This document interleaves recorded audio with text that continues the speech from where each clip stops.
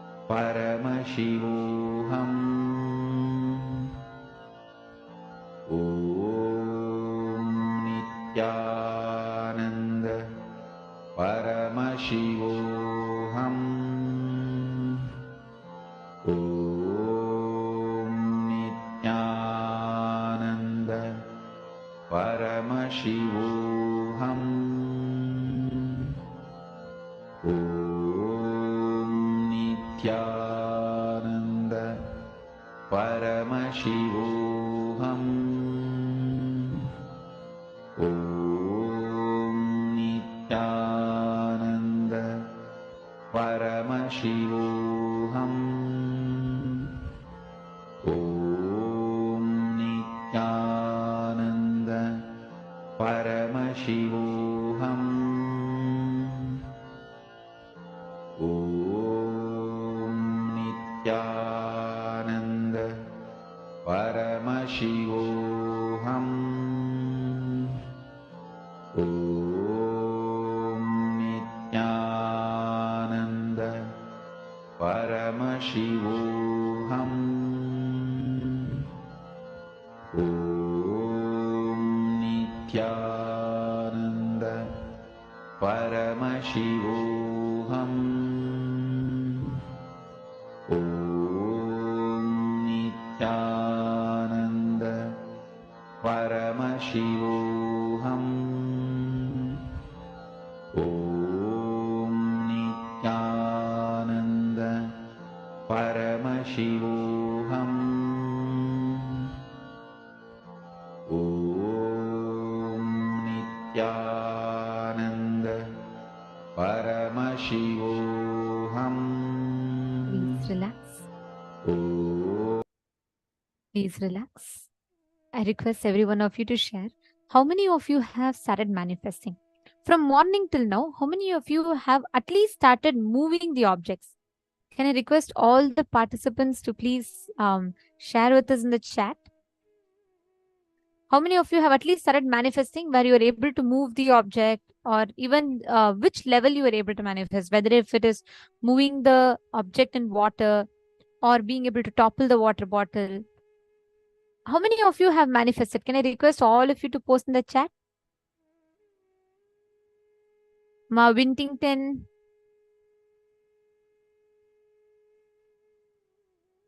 Please let us know how many of you have been able to manifest and what level you were able to manifest. Both. Ma Hedi Shlak, Ma Yogamalar, Ma Musuhi. Wonderful. Others, all of you. Ma Venkateshananda had a breakthrough.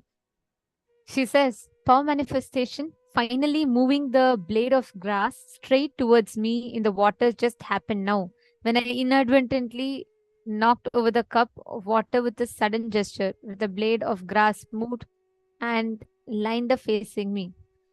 That's nice, ma, but it should be without physical contact. See, it should be only through the power of consciousness you moving the matter. Ma Venkateshananda, you're understanding, ma? You should move the matter with consciousness. That power of consciousness. Come on, ma Chunniliyu, ma Saroj, ma Shukrendrananda, how did you all manifest?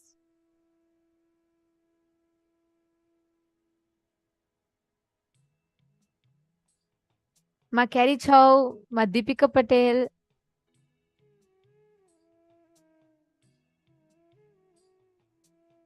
Okay, ma Priyeshananda ma has manifested, okay.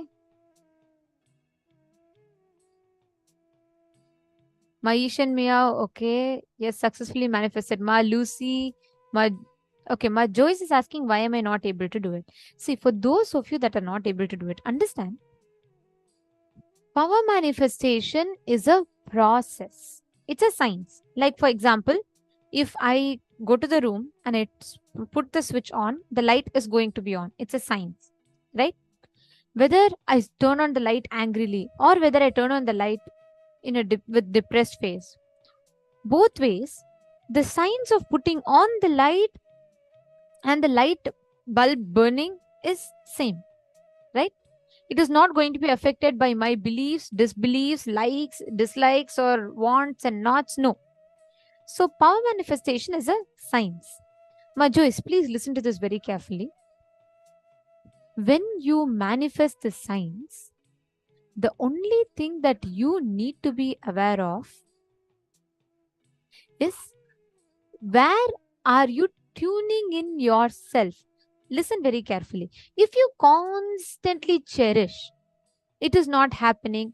You not being able to manifest yesterday, you not being able to manifest 2 minutes before, you not being able to manifest 20 days before, you not being able to manifest powers 2 years before are all independent, unrelated incidents. You are clutching and coming to a conclusion manifestation is not possible. No. It is like when you were a baby, right? If a small child decides, okay, first time I stood up, I fell down. Second time I stood up, I fell down. Third time I stood up, I fell down. If the baby clutches those moments it fell down, forever it will sit in a conclusion, I can never stand up. Thank God babies do not have these conditionings. So every time it falls down, it stands up again till it starts walking, running and crawling. Correct? You did it as a baby. Every one of you have done the same, passed through the same phase as a baby. But what is the difference between then and now? That time you kept constant possibility in life. The act is the same. There it was walking, here it's power manifestation. But here you are bringing in your conditioning, your logic that, oh, it is not going to be possible for me. Yesterday I tried, it didn't happen. Last session I tried, it didn't happen. This session I tried, it didn't happen, so I cannot manifest powers. No, that's clutching. Are you catching it, Ma Joyce? You just need to apply the science of bringing the right inner space in you. You bring this inner space in you. You tune the inner space in you to manifest. That is enough. Leave the results to Swamiji. What I'm saying is when we constantly try to fight for the results and when we say, oh, I should get it, I'm not getting it, you will add so much of incompletions more and more and more. You will lose the experience that you're actually supposed to get. Are you catching it?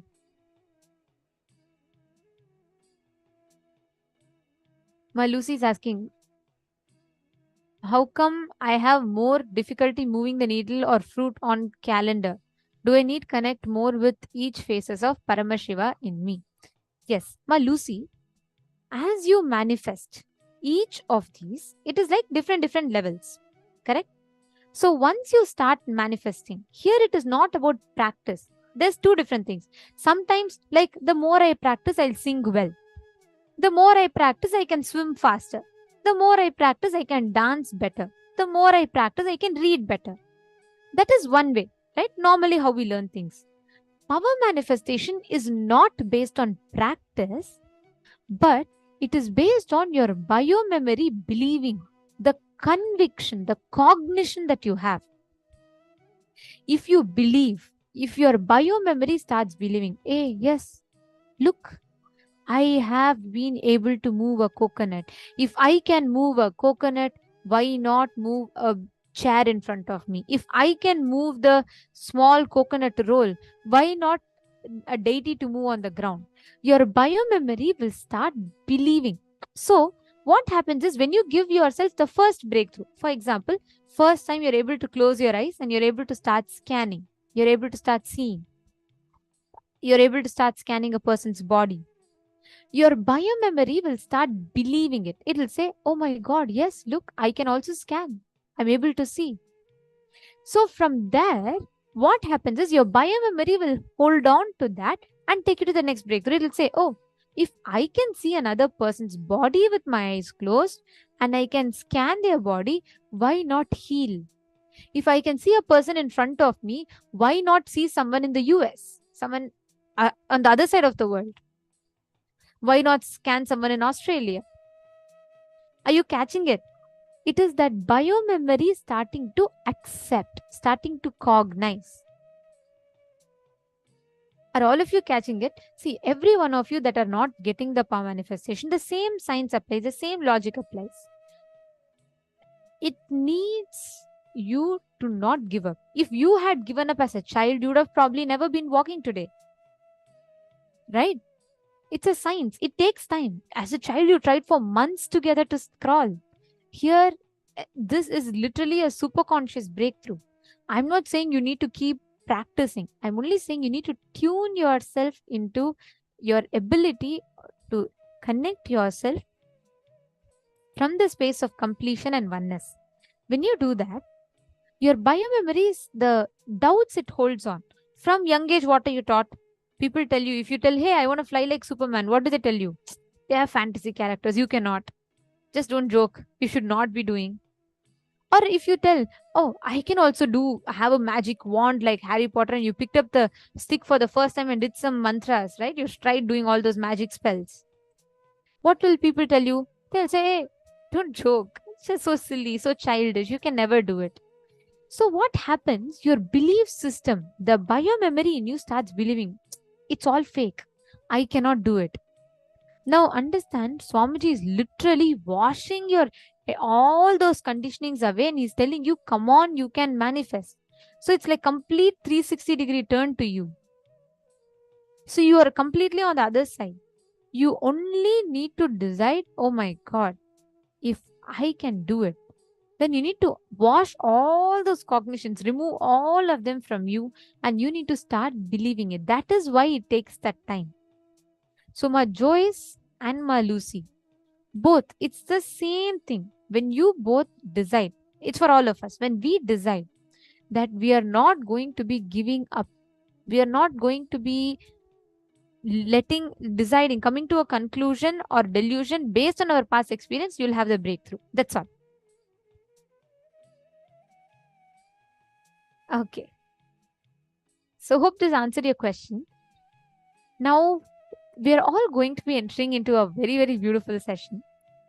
Swamiji is going to be teaching us the different techniques, methodologies to awaken your brain grooves.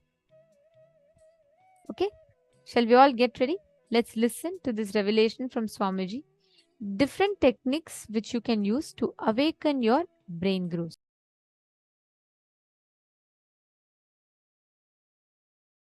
Many people come and tell me, Swamiji, you just tell me what meditation I should do. I'll do it in the house. I tell them, you will never start. You will never start. Attend a meditation workshop. In the whole group, you are forced to do. Naturally, what I'll say, tie your eyes, close your eyes, tie the ribbon. You can't do anything. You may be feeling lazy, but you can't do anything. I've seen these fitness instructors. They don't care. They don't even look at your face that you are expressing your tiredness. No, this hand is paining, that hand is paining. They don't look at you. They just say, do 1, 2, 3, 30 seconds, 2, 30 seconds, 30 seconds, 30 seconds. Right attitude. You are here saying, no. They don't bother. They just turn their face that side. Up, down, up, down, up, down. Only in the end they look at you and ask, are you all right? Here you are crying, you are asking this in the end. Same thing I also do. Only in the end I'll ask, did you enjoy? The whole day I know, because I have to create the positive abhyasa.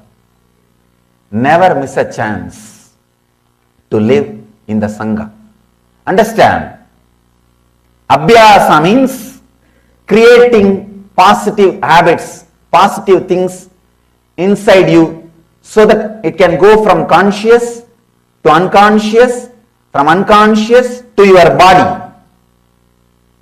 Making all the good things as part of your life is what I call abhyasaha.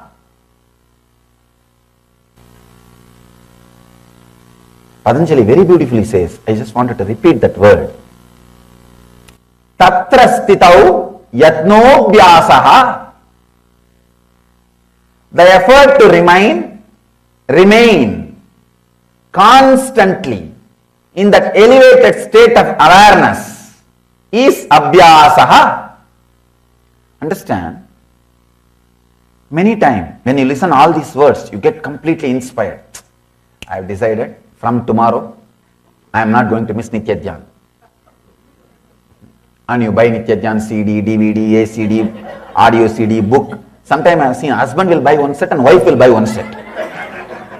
Wife will say, no, if you are reading that book, in that page, I don't want to interfere you. I want my own set. on all kinds of things. And everything is ready except you. Except you. In the initial level, you need to go to a spiritual place. I can say this is a positive pub, where you see the body language of the people who drink divine, who drank the divine, who are enjoying, who are radiating it, who are dancing with it, who are living it. You need to see their body language. You yourself need to be in that space. You need to be encouraged. You need that positive abhyasa. He says, effort to remain constantly in that elevated state of awareness. The big problem is, your body is unconscious. It has learned many habits earlier for so many years. So when you suddenly experience some higher truths, one glimpse, one strong experience, but your brain grooves are not habituated to hold on to that experience or to hold on to that high state of consciousness. The brain grooves are created only in a usual unconscious way. So what happens? You come down. Even I came down.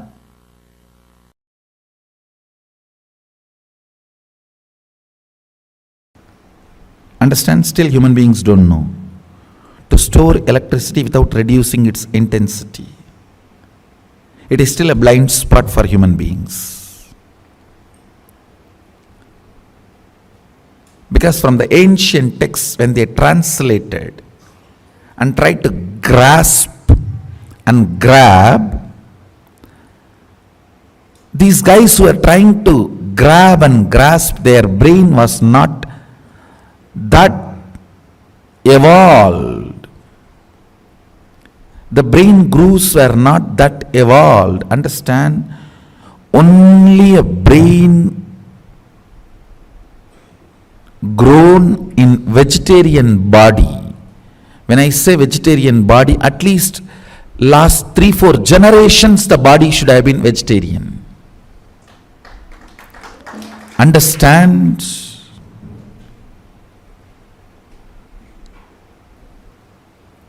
I am not trying to create any conflict.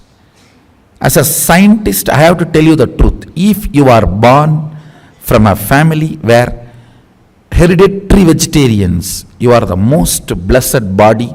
You have the best body for this kind of experiments.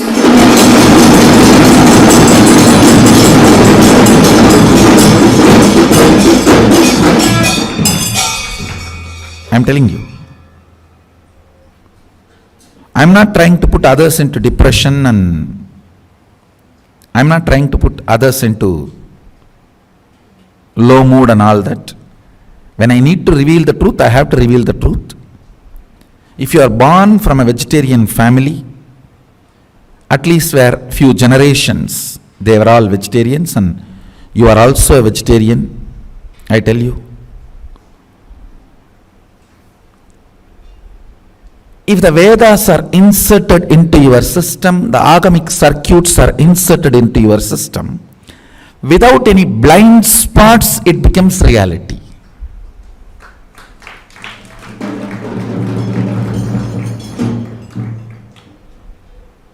I tell you,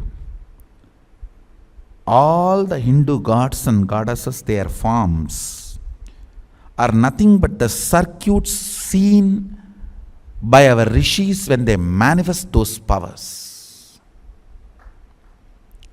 The light circuit appears in the brain. For example, the knowledge, the light circuit appears in their brain is Mahasaraswati.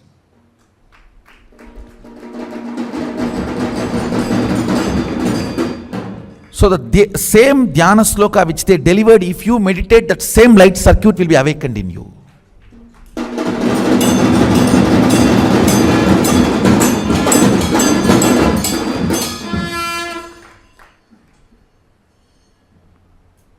That is why the dhyana should be done with the dhyana sloka, not some shunya. All dhyana should be done with the dhyana sloka.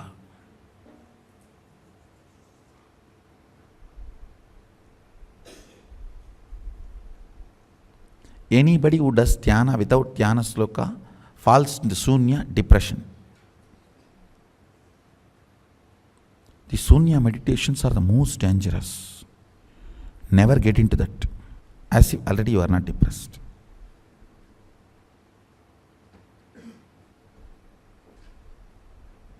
It is like a pig feels too dirty smell and puts the nose into the drainage.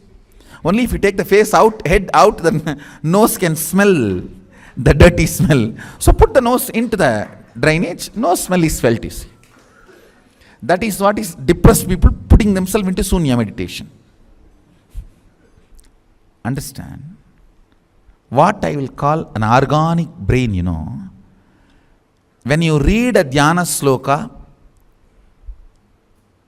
and understand, just if that form you are able to carve it in your brain without missing a leg or a hand or a neck or a ayuda or any part, you are an organic brain.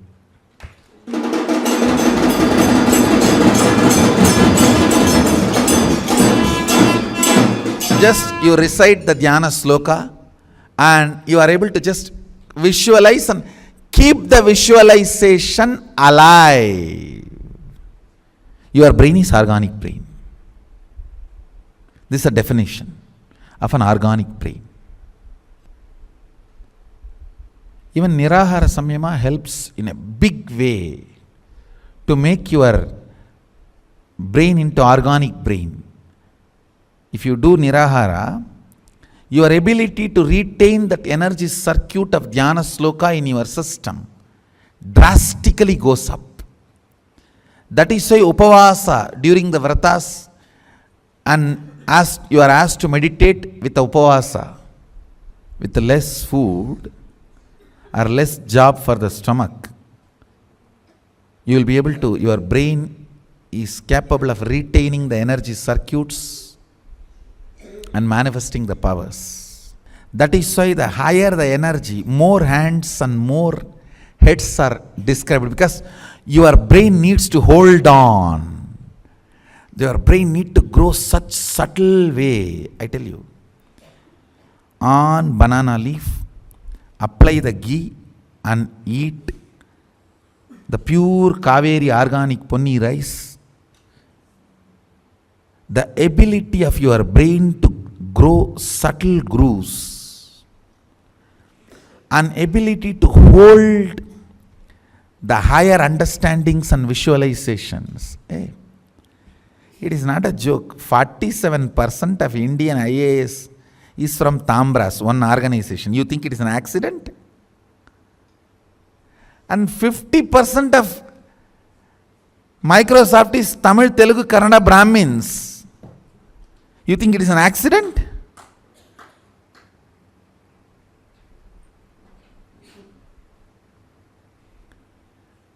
In my days, what was my entertainment? The elders will read Mahabharata and tell the stories. That intensity, my brain can keep it as continuity for whole, however long I want. My brain will not be tired, my body will not be lethargic. Intensity kept continuity is usage, intensity not kept continuously is abusage. This is the definition in every level. Go and work out this definition in every level. Any brain grown with the entertainment of intensity continuity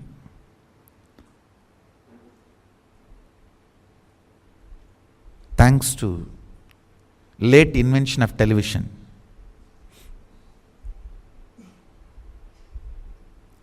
If I am revealing the power manifestation science to all of you, thanks to late import of television. Our kids should be taught by reading the dhyana sloka, visualizing the deities.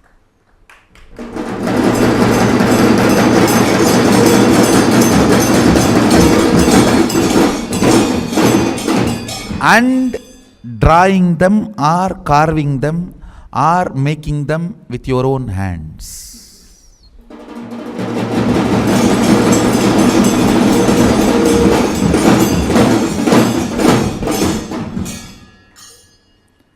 Biology is you, chemistry is the dhyana sloka and visualization, making them or carving them or painting them is physics. And I tell you, whenever I made deities out of clay, my body shapes will get shaped in the same way I have seen.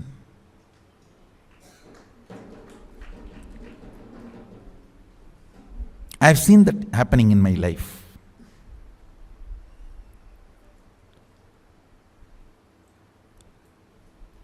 So just reading the dhyana sloka or seeing the statue, imbibing it in the brain and reproducing it back, your body will get carved.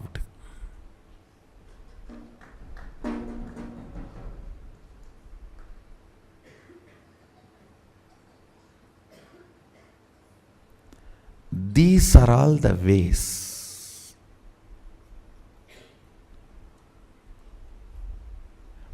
Basic education is this only.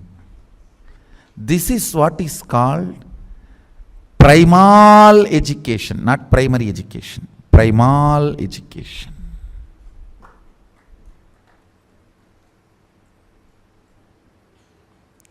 Where a child, by the simple instruction of words, is capable of visualizing and holding and reproducing that in the form of painting or art or a carving or anything. This is fundamentally the primary organic brain growing exercise and education.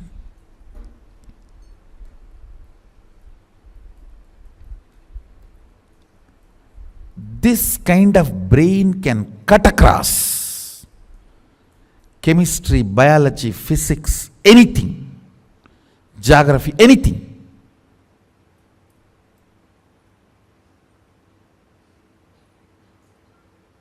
See, fundamental of the Vedic education is D. D means capacity to cut across and understand anything in the universe. That is what is given to you as an initiation as Gayatri. Bhurbhuvasvaha tat saviturvarenyam pargo devasya dhimahi diyo yo na prachodayat. Let me meditate on that which awakens my Di, ability to cut across everything and see.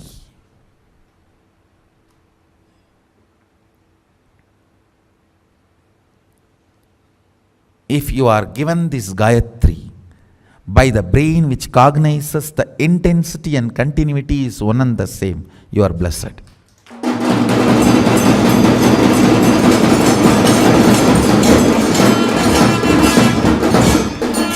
Because this seed will work in you with this Saktipada. Intensity and continuity is one and the same.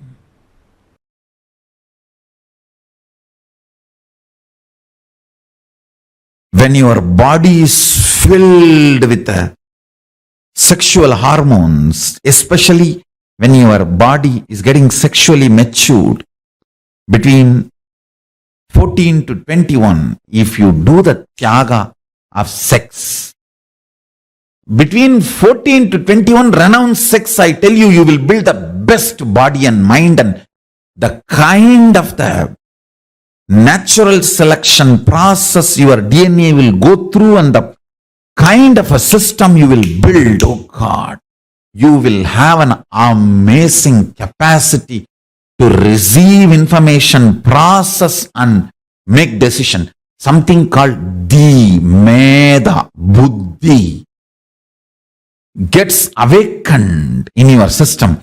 Brain develops some most subtle grooves which receives information from multiple direction, processes them and reveals the reality and gives you the decisions, I tell you. anyone renounces sex and sexual fantasies between 14 to 21.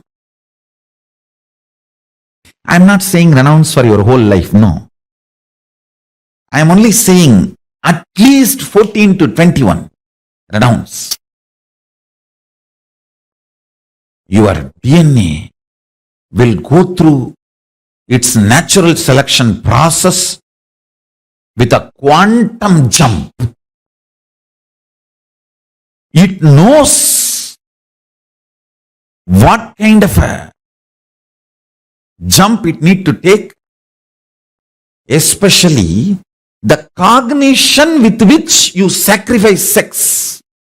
That powerful cognition will attract multiple powerful cognitions from cosmos and insert all of that powerful conscious decision making in your cognition, in your conscious decision making system. You will create such an amazing body. That is why celibacy between 14 to 21 is called science of living like God, brahmacharya. Science of living like God. After 21, I am telling you, till 60 give birth. 3 kids per 2 years. Need to give more birth. I am not saying be celibate forever.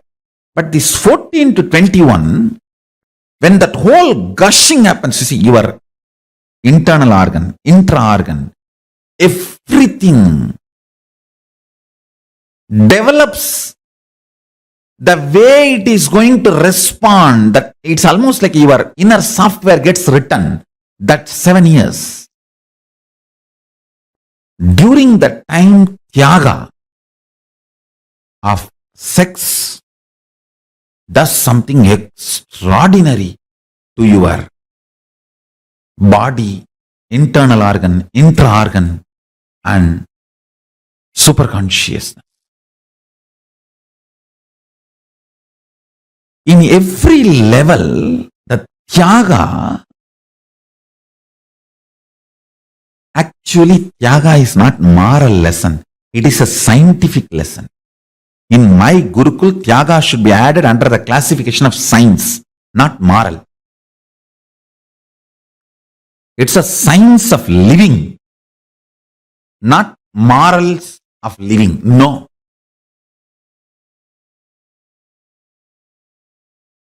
The best body, best mind, you manifest with tyaga. Understand? Between 7 to 14, body develops. Unfortunately, nowadays, even by 10, boys and girls become physically matured. So when I say 14 to 21, I meant in those days. If I have to precisely tell, from the time you are physically matured to 21, that's the way you should put it.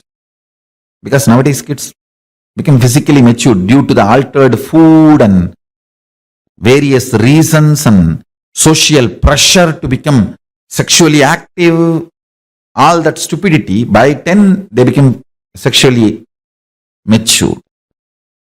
From the time you become sexually matured till 21, every time you sacrifice the pleasure and visualization of sexual experience in multiple level, not only not allowing the pleasure, not allowing the fantasy, not allowing the pornography being fed into your system. If you just do tyaga of sex completely, every time you renounce, do tyaga, your DNA in the natural selection process takes a quantum jump and selects next level. That develops kind of a very powerful ability to cognize the existence, because The sexual hormones are the most powerful hormones. When you are able to do tyaga of the instincts invoked in you by the sexual hormones, you develop certain energy, strength, grooves in your brain and the whole system, which is beyond normal survival, multiplication, instinct based existence. See, unfortunately, this survival and reproduction, this instinct based existence is an animalistic existence. It is the tyaga you do at that time makes you divine. After 21, give birth 2 kids per year or 3.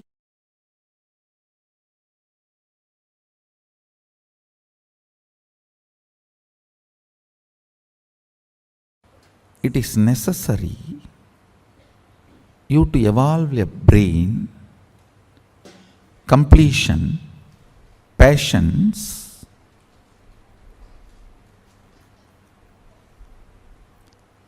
when I use the word patience, you can read it as will persistence, where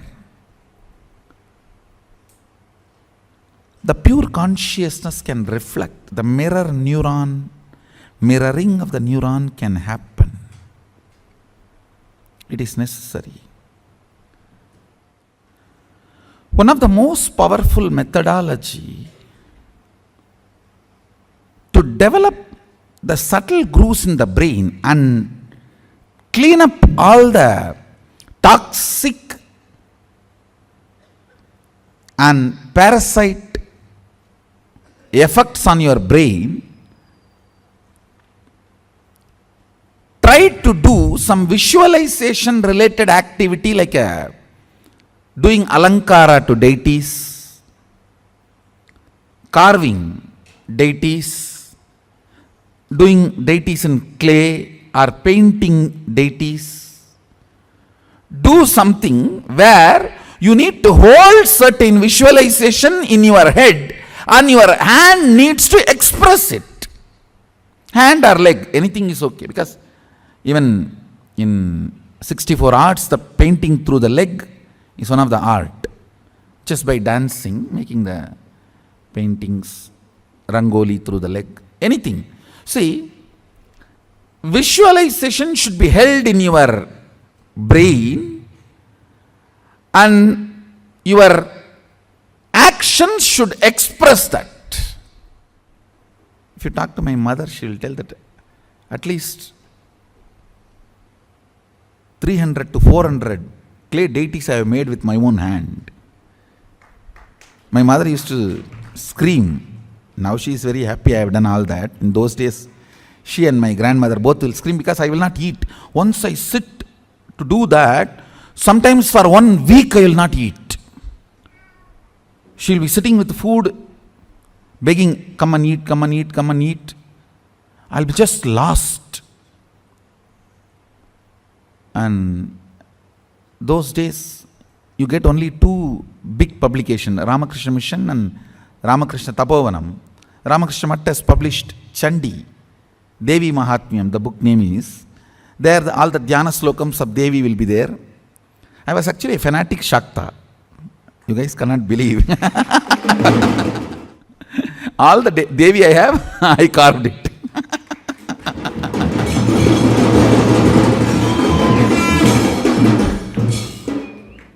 In that all the description will be there, how she looks and how she has all the hands and everything.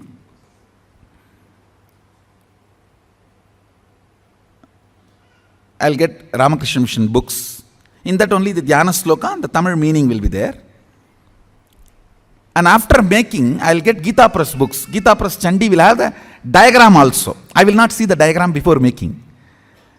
I'll read and make the deity, and then with the Gita Press book, I'll verify whether what I made is right or wrong.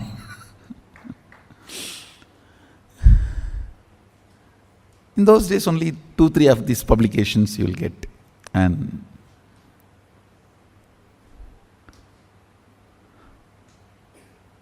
All this really helps a lot to understand and grasp the higher truths.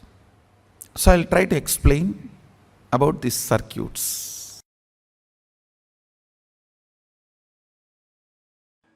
Like Sri Chakra, Sri Mandala, there are many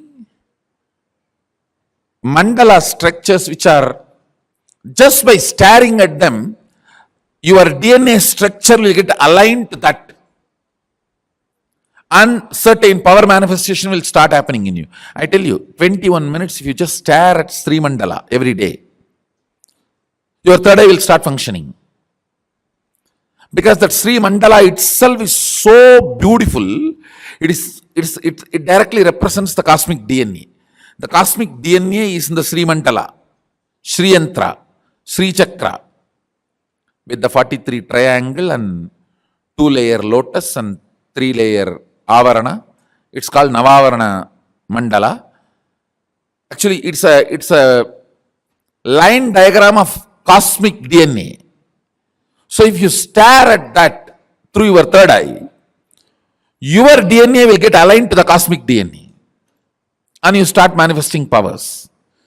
Like this, there are multiple various mandalas which can do the mirroring of the neuron in your brain and make you realize and manifest powers.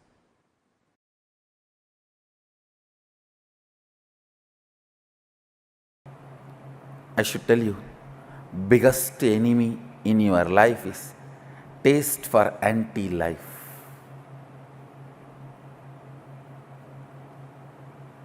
Break. Every time you go through anti-life taste, every time when your mind is trying to tell you, this is the way I am, what can I do? How can anything move? What can anything happen? No! You are not yet end. That's the good news. You are only a seed. As long as you consider you are only a seed, you need to manifest you are Sadashiva. Because, understand, Sadashiva constantly considers himself as the seed which need to manifest, yet to manifest, yet to manifest. Even after manifesting this whole Jagat.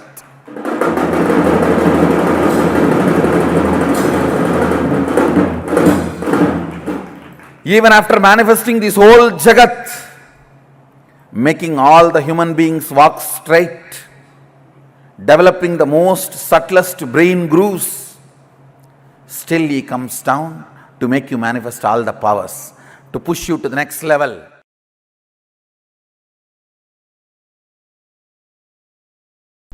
Align your responsibility and align your enriching.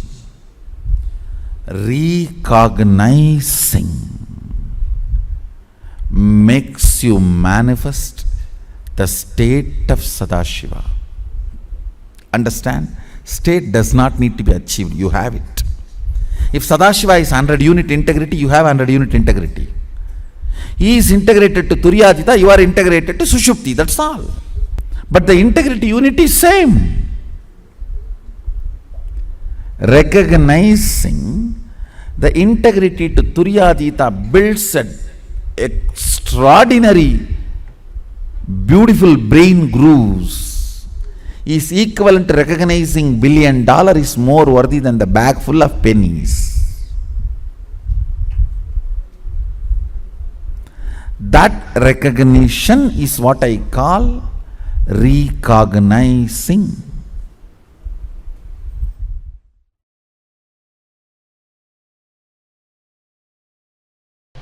Listen, I'll repeat once more. Alchemy is nothing but using the 11 dimensions of the universe, tuning the 25 states of consciousness and achieving, radiating the 5 aspects of Sadashiva.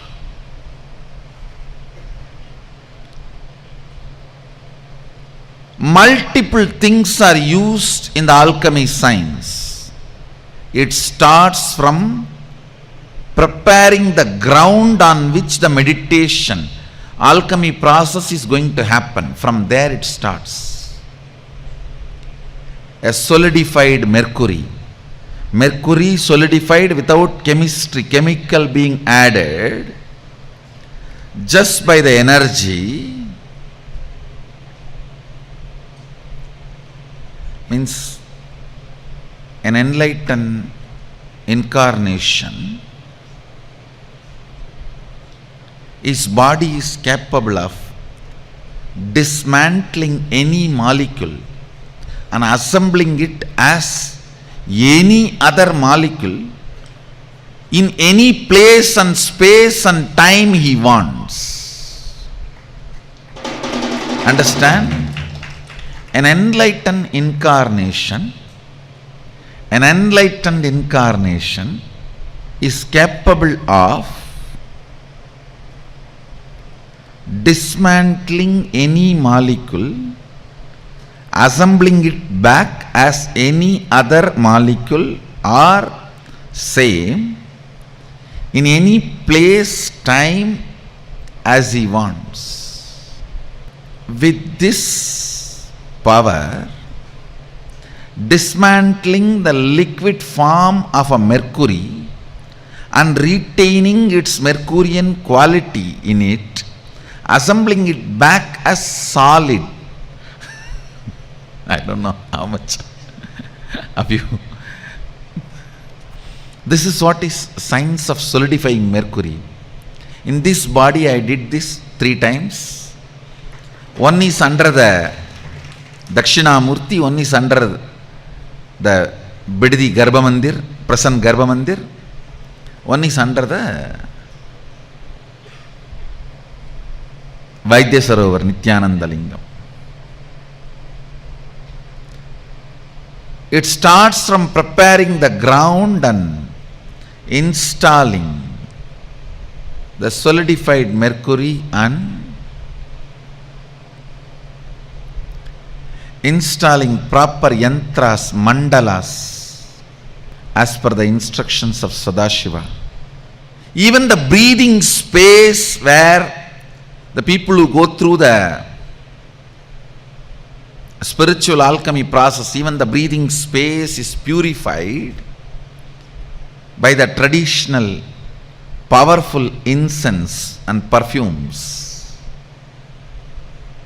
The highest understandings about life, highest understandings about the universe, highest understandings about the Sadashiva, all that becomes a permanent experience. It is like making the most powerful subtle grooves in the system.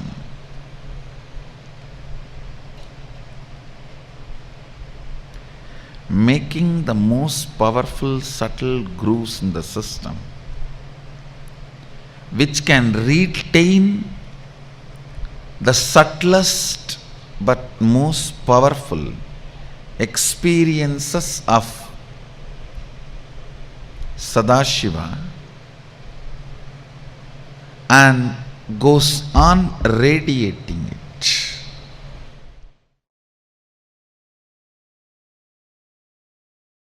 Enjoy. If not, don't worry.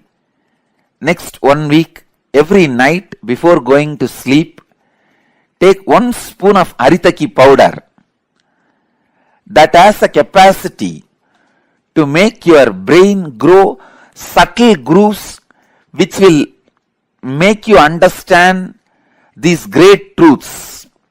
It is called Ojas. See, the subtle grooves in the brain is called Ojas, which needs high level of oxygen in your body which has the capability to make you understand these great truths.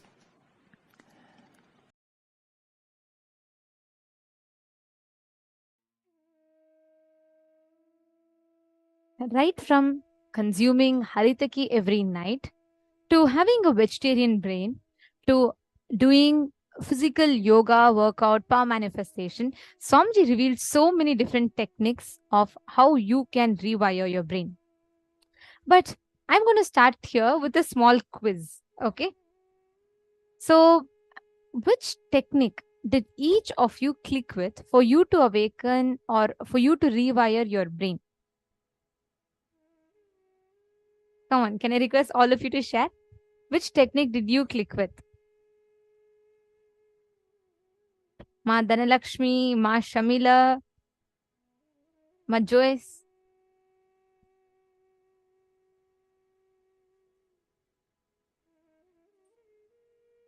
Come on, let's see. Each of you can post which technique you clicked with and why. Ma Nitya Priyadvaita, you have posted that visualize and do things with own hands. That's beautiful. Swamiji explained the cognition why. Okay, so could you also post, Ma, why you think that technique? How that technique is going to awaken your brain growth? Come on, let's see.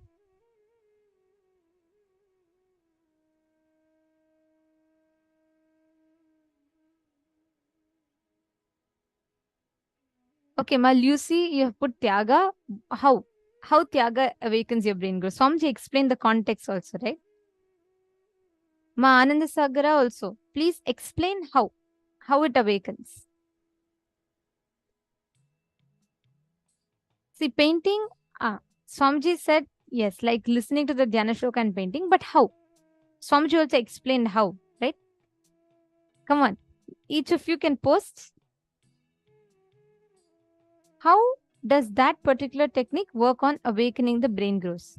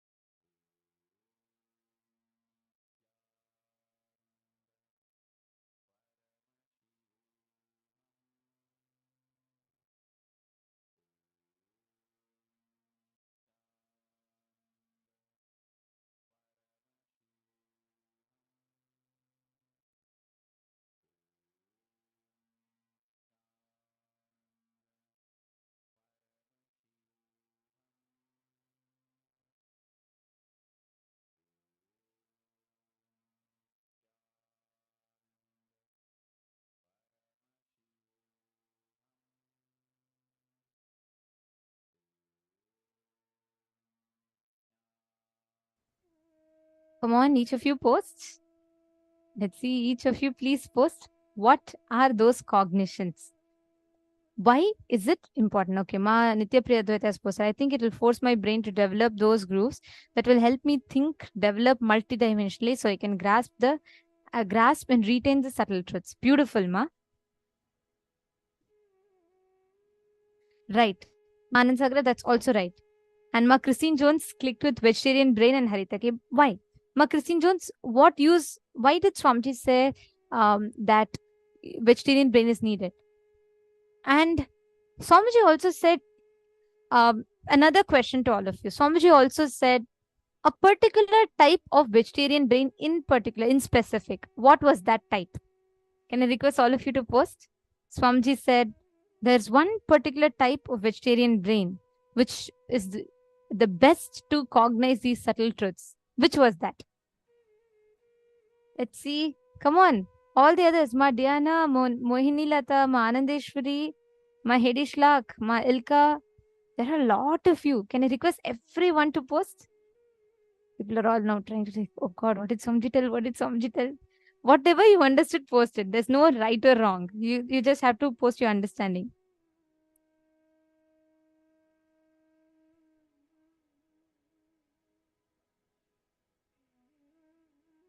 Malusi, beautiful. Malusi has posted how she understood about Tyaga. That's right. Okay, all the others, Ma Chingho.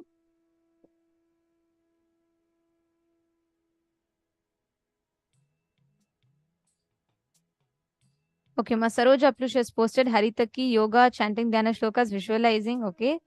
Ma Saroj, that's precise. That's right. Ma Saroj posted the right answer. All the others, Ma Chunyiliyu, Ma Nitya Naresha. Everyone, please post.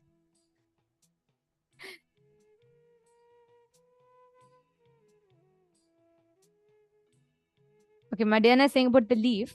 The leaf is different. Swamiji said that the leaf, a banana leaf, spreading the banana leaf, actually traditionally Hindus eat in banana leaf. So applying ghee on the banana leaf, on that putting kaveri rice, ponni rice, it's called, putting that and eating. That is one. But Swamiji had told, Christine Jones, that's right. Swamiji said at least 3 to 4 generations of Hindus. So only if at least 3 to 4 generations have been Hindus, they will be able to manifest it.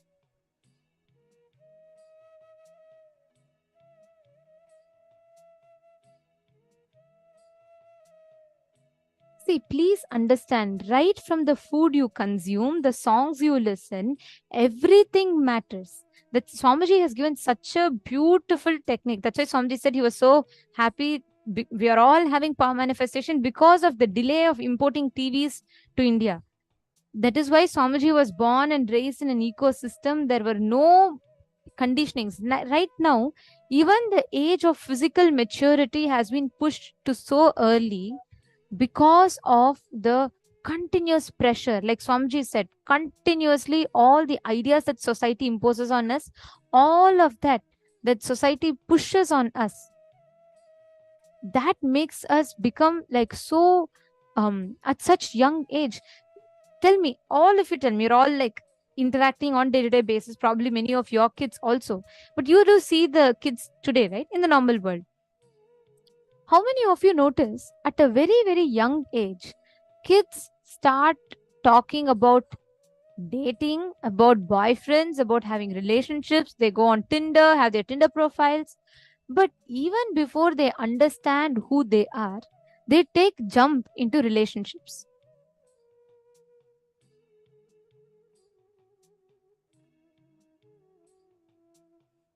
Yes? Okay, so many of you are putting yes.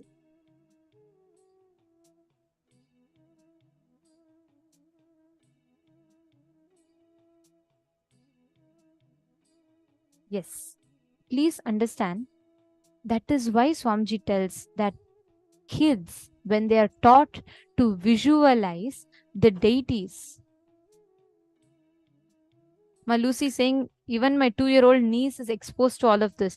Understand, Ma, this is today's age. I was so shocked the other, one of the previous times, I went to visit, I used to travel to a lot of places around, right? So I went to visit in one of those places, a school, okay?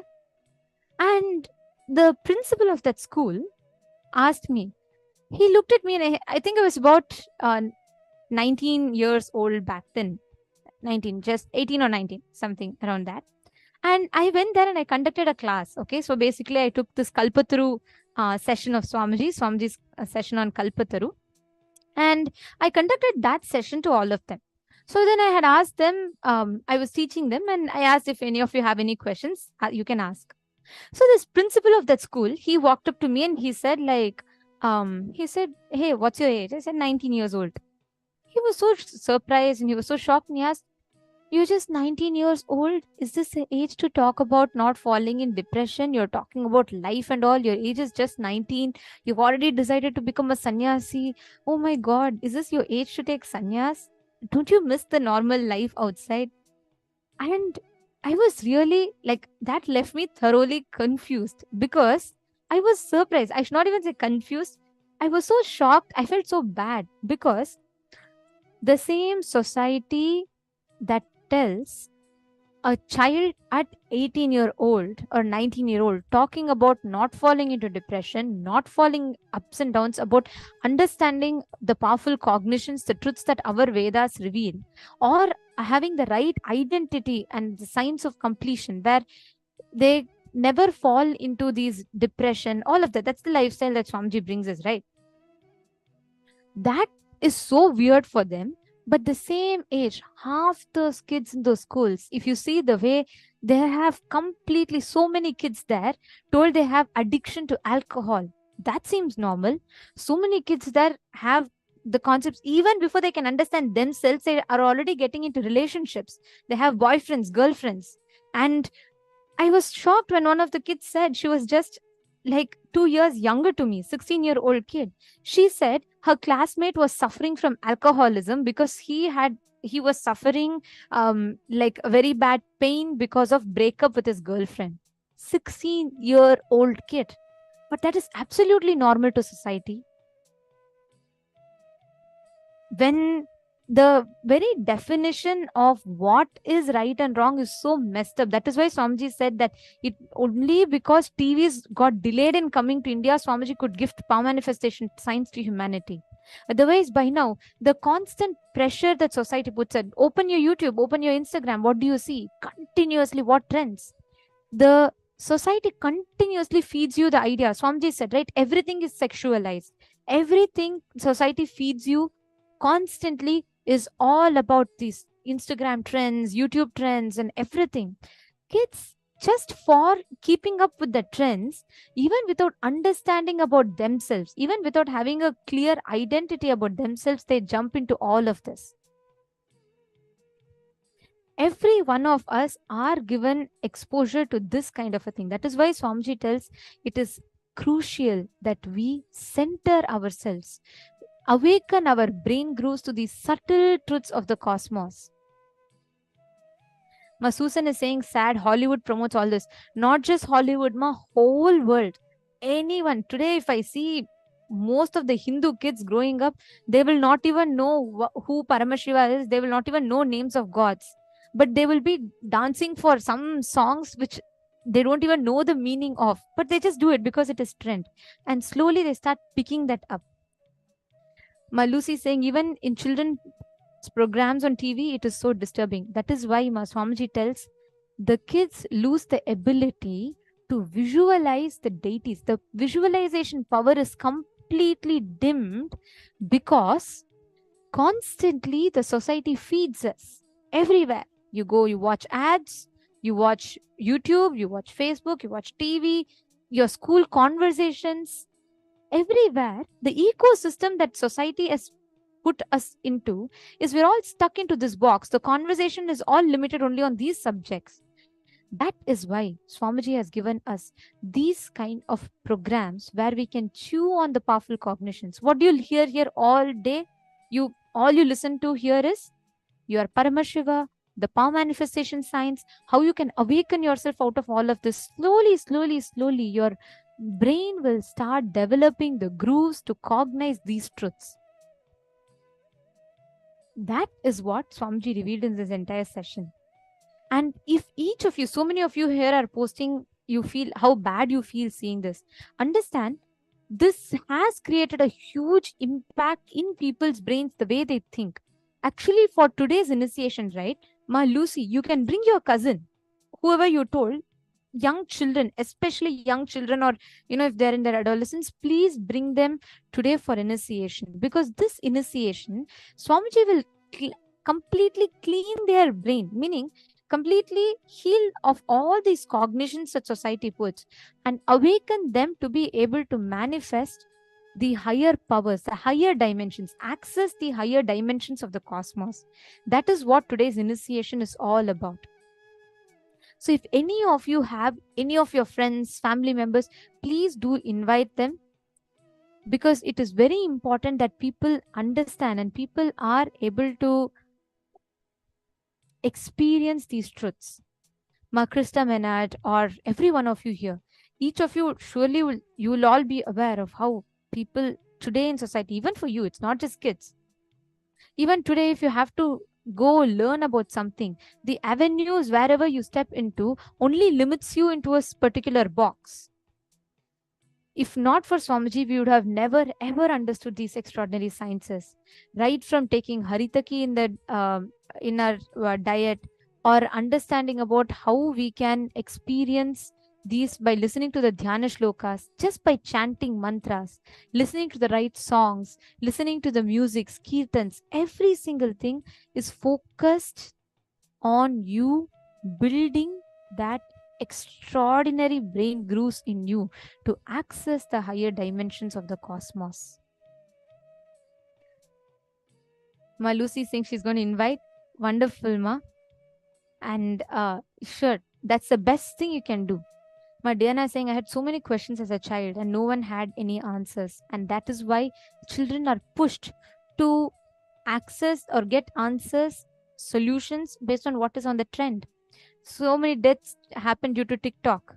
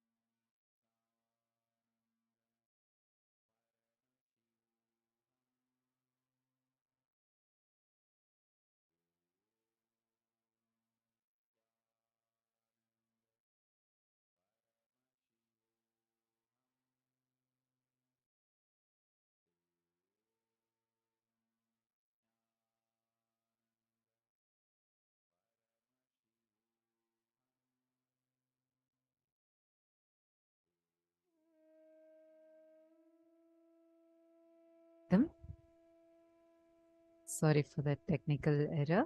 I hope all of you are able to see us and hear us now. Wonderful.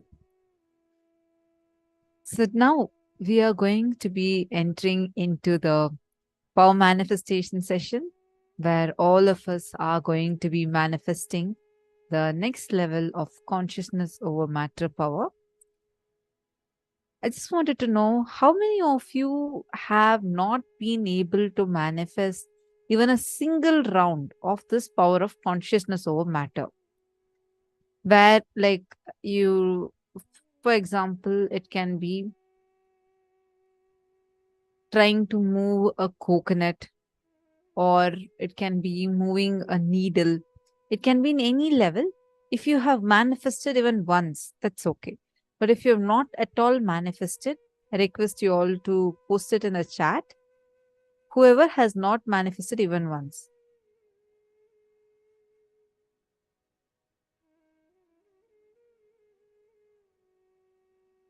Ma Stephanie.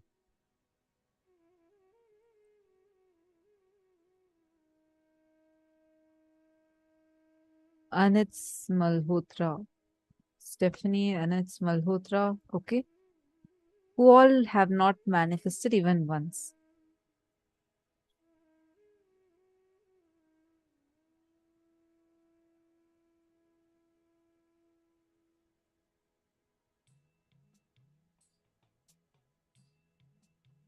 I'm not able to move water bottle yet. Mahongsu. Mahongsu, that's okay. That you can manifest. See, keep on manifesting. I just want to know the power of consciousness over matter itself. You have never manifested. Manifested other days, not today. Masusan. Okay. Mavirupaksha. Mavirupaksha. Only if you sit into the manifestation, you'll be able to do it. See, I understand you're translating the whole time, but you need to sit and do the manifestation. Only then you'll be able to do it. Have manifested only coconut on hand. Okay. Not manifested today. Last year I did. Mavishoka. Okay.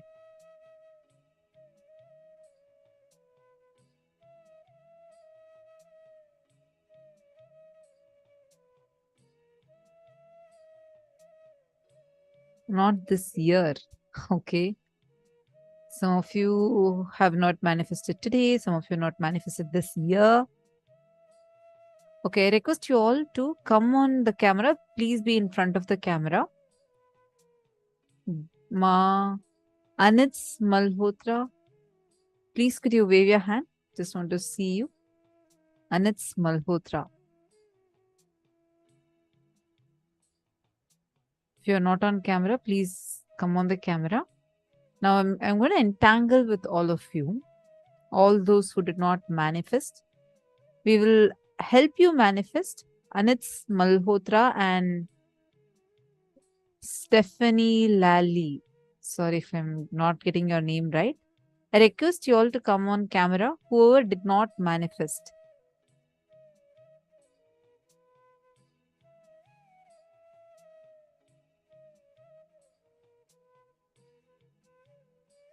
Anits Malhotra. Sorry, I'm not able to see you. Please, could you come on camera and wave your hand?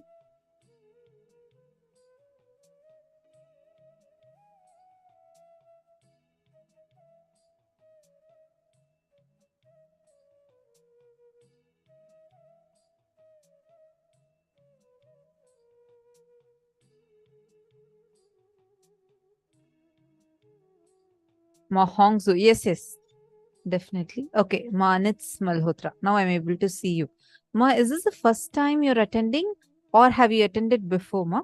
I just want to make sure that you have gotten the initiation. Have you attended before and received initiation from Swamiji?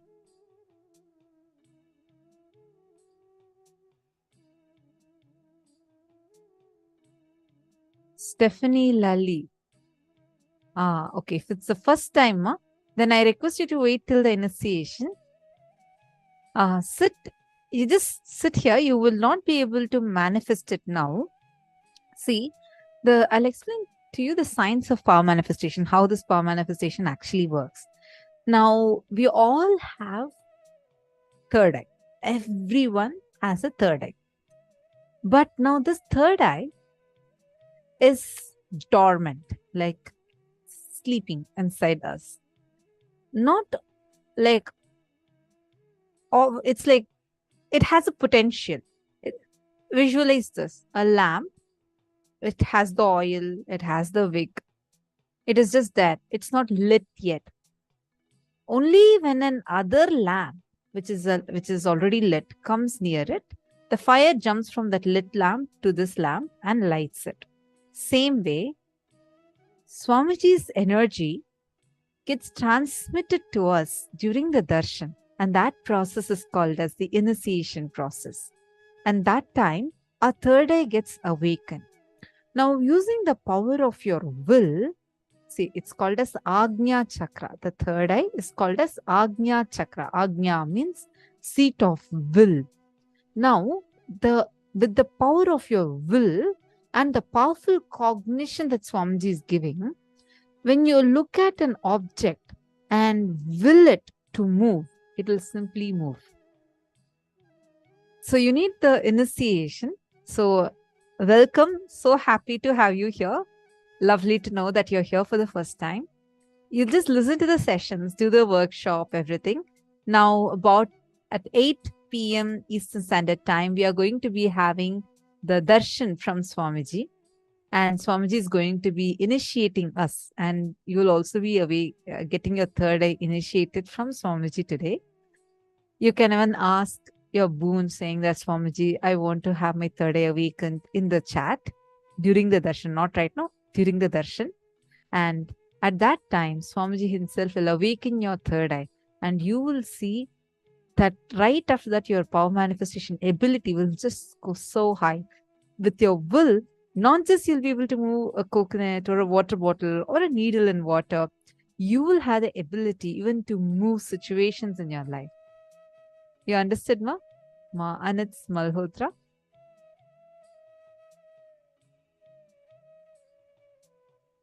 Where are you from?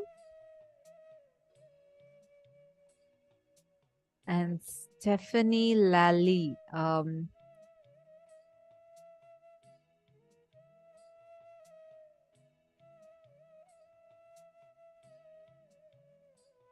You're from India. Okay, wonderful. Lovely to have you here.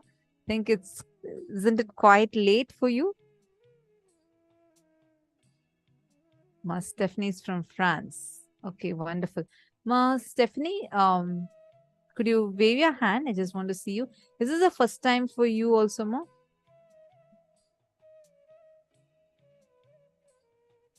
Or have you attended the program before?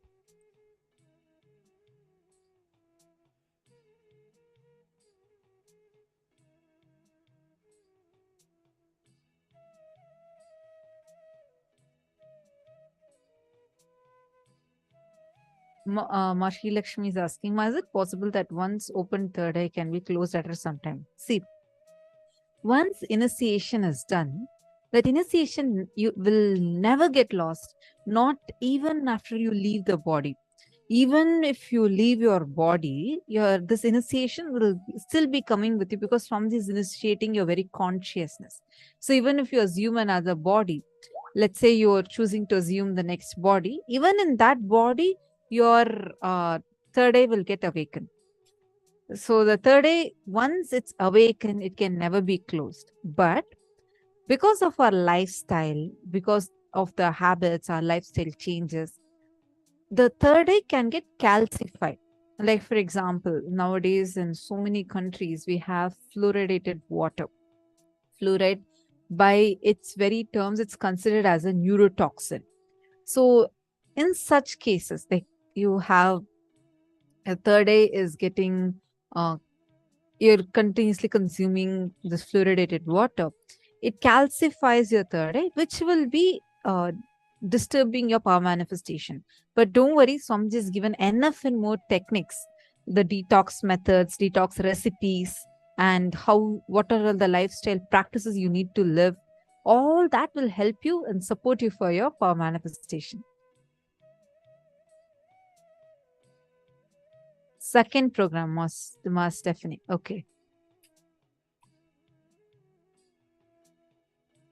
If you have gotten initiation, you'll definitely be able to do more. Just be on camera. I'll entangle with you and will help you.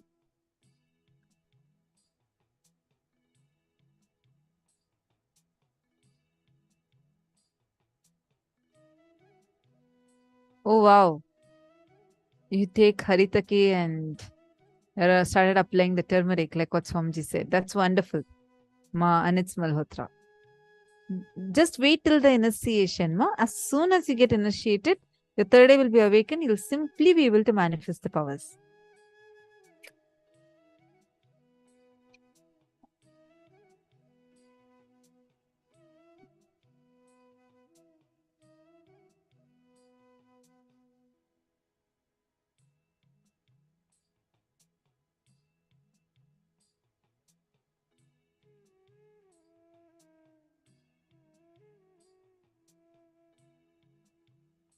Ma Chingho, don't worry, sit now.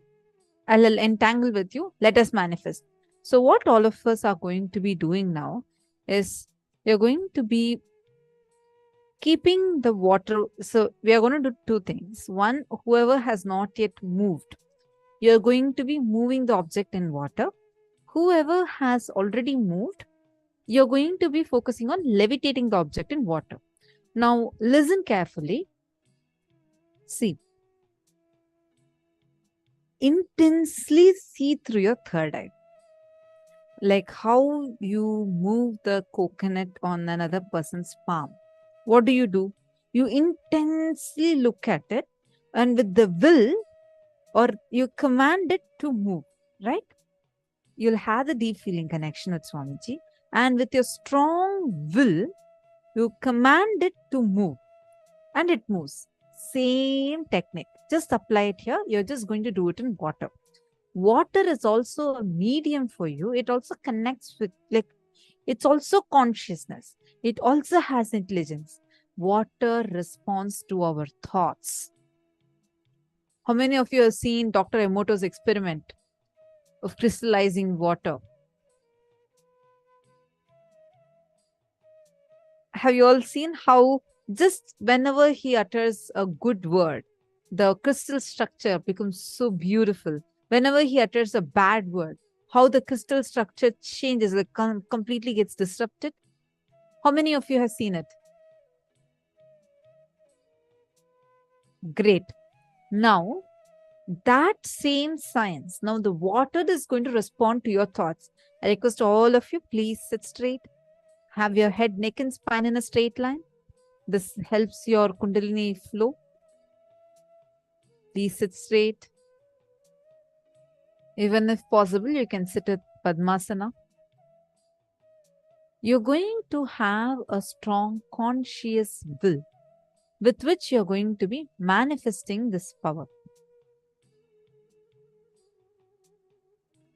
You're going to just look at the object, what you want to manifest with. You're going to look at it intensely. So how you're going to be doing it? You're going to be, first you can have the camera on, record yourself manifesting with another device. Take an object, like can be a needle or a grass or something, put it in a bowl of water. Have a timestamp camera, like there's an app, a timestamp app available on your Play Store. You can just download it and start video recording it. Sit and first connect to Swamiji. Chant the Mahavakya. Remember the favorite darshan, anything that will put you into the space of oneness at Swamiji. Whether it's your darshan or Swamiji blessing you, that one day when Swamiji called out your name and blessed you, or that message you received from Swamiji where Swamiji blessed you, any of these which will immediately put you into the space of oneness. Chant the Mahavakya a few times, and you're going to, with the intention, with the will to move the grass or needle on water, whichever direction you want it to move. With that will in you, you're going to look at it and move it. First, you can write down. Actually, you can, once you put it, you can write down in a piece of paper which direction you want it to move and keep it under the bowl of water, wherever you put it, keep it under that. And intensely look through your third eye and will command it to move. Just look intensely through all your three eyes. You're going to intensely look at it, and there'll be a connection you will start feeling. You'll feel like it's a part of you, and just will for it to move. It'll just move. Are you all clear?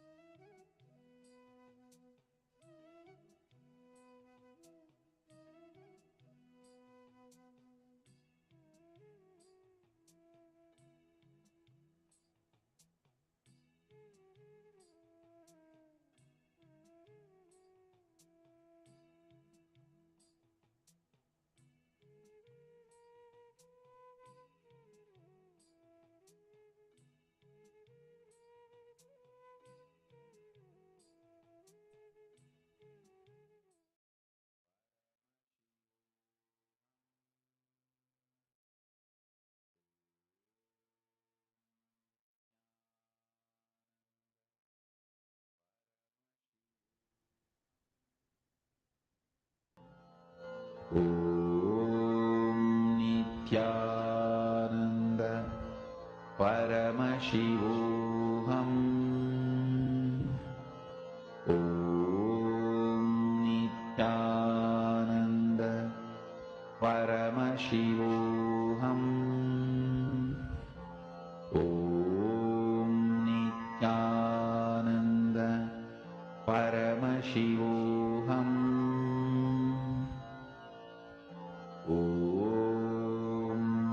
Nithyananda Paramashivoham. Nithyananda Paramashivoham.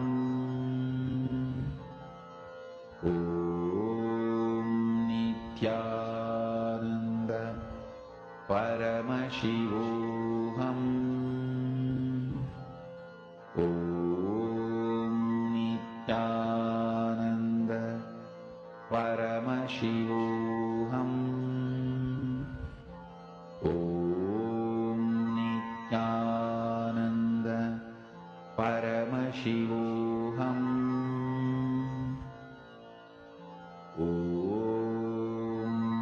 Nithyananda Paramashivoham.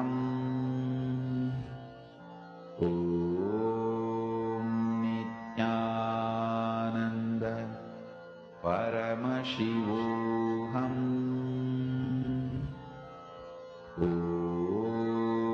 Nithyananda Paramashivoham.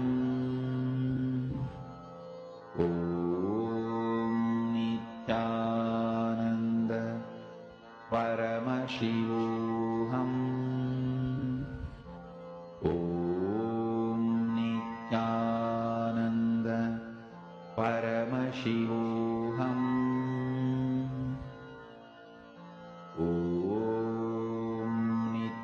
I request all of you intensely chant the Mahavakya. Look at the object. Intensely just look at the object with all your three eyes. Understand your thoughts are powerful enough. With your thought, you will be able to move anything. Your thoughts are very, very, very powerful. Just with all your three eyes, look intensely at the blade of grass.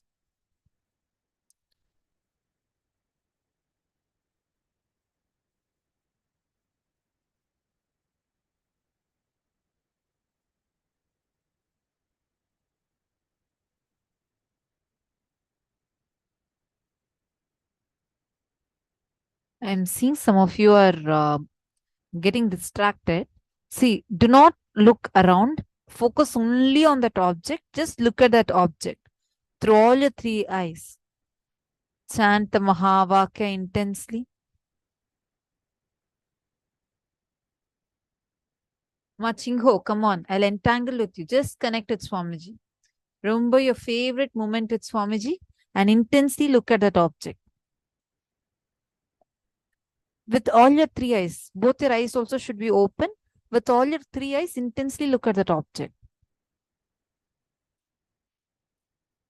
Ma Sangeeta Patel, are you manifesting, ma?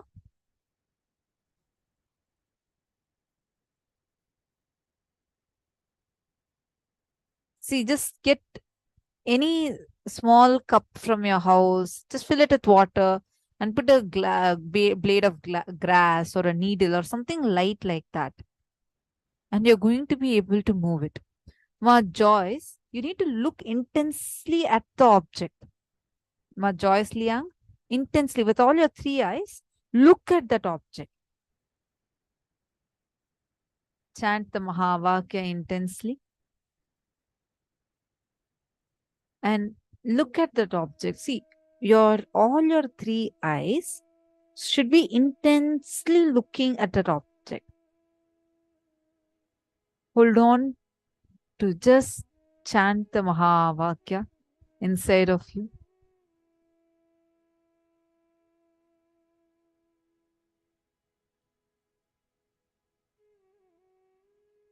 Come on, Mahongzu. Your eyes should be open. With all your three eyes, you're going to look intensely at it and move it. Just open your eyes with the will to move it. Look at it. Your intention should be to move it. Like tell, I want you to move towards right. Exactly that exact direction where you want it to move. You have that will and look at it.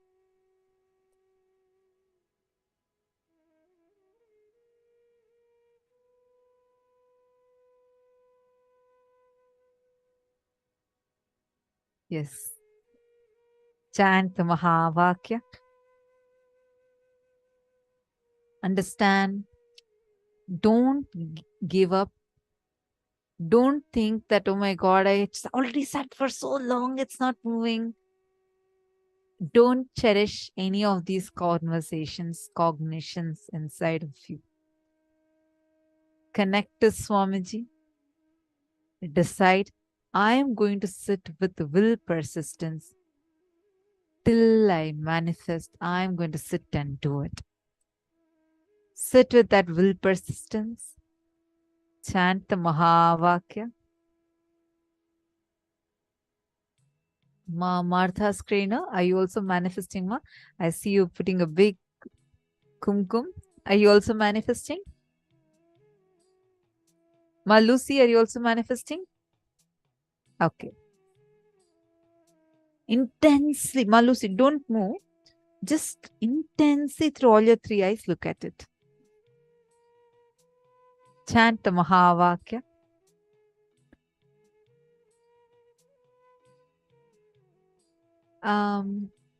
I see one more person sitting with Ma Martha Screener, Nithyanandam. Are you also manifesting? If you are manifesting, can you give me a thumbs up?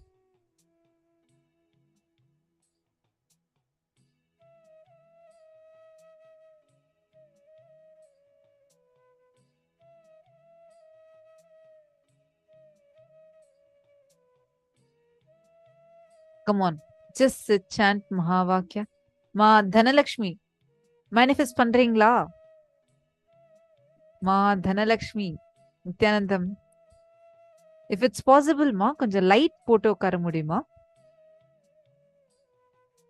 Power manifest panna ஆரம்பிச்சிட்டீங்களா?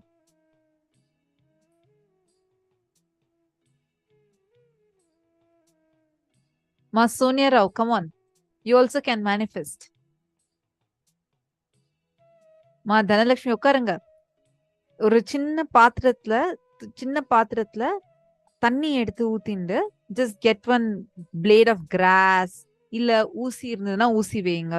அதை தண்ணிக்குள்ள வச்சுட்டு நீங்க இன்டென்ஸா பகவானோட இப்ப connect பண்ணி மகாவாக்கியா sand பண்ணுங்க. ஓம் Nityananda பரமசிவோகம். இன்டென்ஸா third ஐல இருந்து அந்த பாத்தீங்கன்னா you will be able to move it. அந்த நீடில் வந்து நீங்க சொல்ற மாதிரி அந்த நீடில் மூவ் ஆகும் தண்ணியில.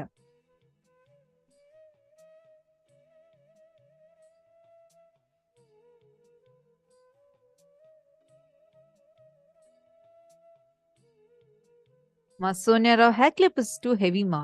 Don't use a hair clip. Needle is much lighter. So if possible, get a needle or get a blade of grass or something like that. Swamiji says even sometimes paper also is little heavier. So get a needle or a blade of grass, something that's already floating in water, because you're only going to move it now. For those who already started moving, you're now going to go to the next level. This initiation we got when we all were going to Kumbh Mela with Swamiji. Just before we all started the travel, Swamiji called all of us and gave a very special initiation. That is, Swamiji said, get a small piece of eraser, just a small piece, and we put it into our water bottle, and the third eye and filled it with water, and with the power of third eye, levitating that. So it's very easy to manifest. It's just the next level. Once you manifest this, you'll be able to manifest that. Chant the Mahavakya. Intensely chant the Mahavakya. Nithyananda Paramashivoham. Om Nithyananda Paramashivoham. Om Nithyananda Paramashivoham. Om Nithyananda Paramashivoham. Mahavakya, spiritual lullaby for samadhi, and Suprabhatam, wake up call, wake up song for Paramashivam. This Mahavakya is spiritual lullaby for you to fall into samadhi. Suprabhatam, wake up song for Paramashiva to wake up in you. Just remember this one powerful cognition. This Mahavakya puts me in samadhi.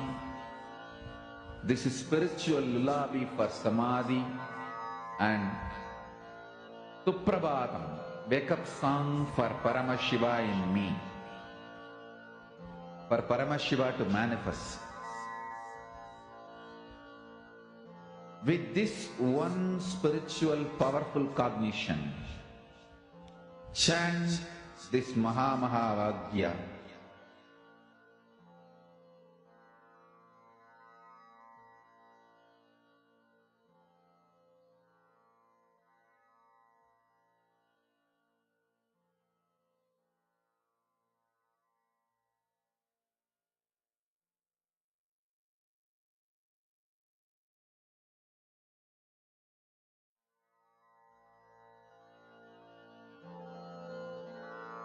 Mahavakya, spiritual lullaby for samadhi, and Suprabhatam, wake up call, wake up song for Paramashiva, for Paramashiva to manifest. With this one spiritual powerful cognition, chant this Mahavakya. Om Nithyananda Paramashivoham. Om Nithyananda Paramashivoham. Om Nithyananda Paramashivoham. Om Nithyananda Paramashivoham.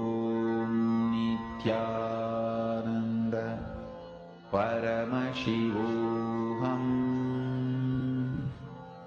Om Nithyananda Paramashivoham. Om Nithyananda Paramashivoham.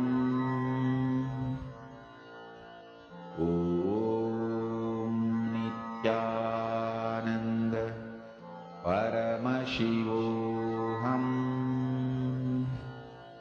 Om Nithyananda Paramashivoham. Om Nithyananda Paramashivoham. Om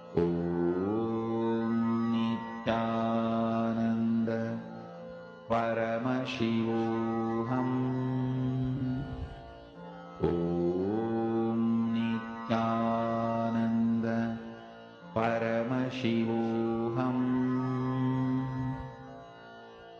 Om Nithyananda Paramashivoham. Om Nithyananda Paramashivoham. Om Nithyananda Paramashivoham. Om Nithyananda Paramashivoham. Om Nithyananda Paramashivoham. Om Nithyananda Paramashivoham. How many of you are manifesting? How many of you manifested? Wonderful. Now, let's all enter into the next session. Anits Malhotra, very nice. Lovely to have you here. So nice. I read your messages. So nice to know how you've been following Swamiji and you started implementing certain lifestyle changes. Now, sit and intensely listen to the powerful cognitions. Right after the darshan, you'll be able to manifest powers. Now, let's all enter into the next session.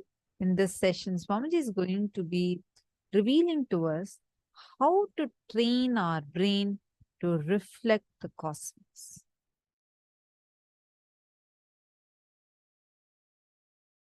It is said that by Vidya, the knowledge cognized from the right context of grasping the truth, consciousness, and the superficial knowledge acquired from the wrong context of grabbing without cognizing the subtle truth, certainly a different result is achieved.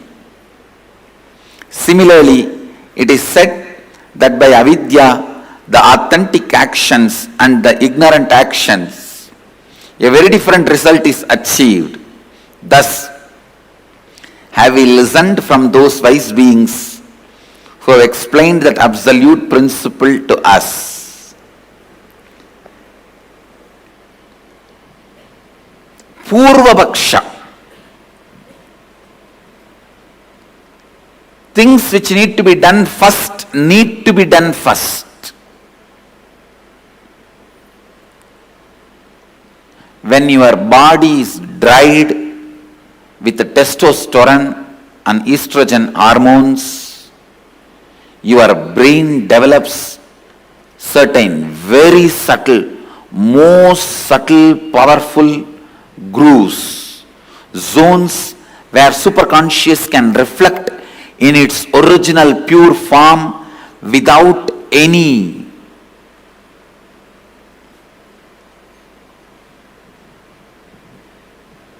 delusion, manipulation, interpretation, interference.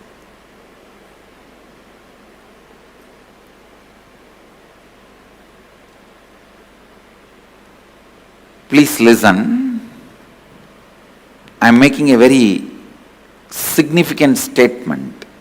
when your body is dried with the testosterone and estrogen, means male-female hormones, your brain develops certain most subtle, powerful grooves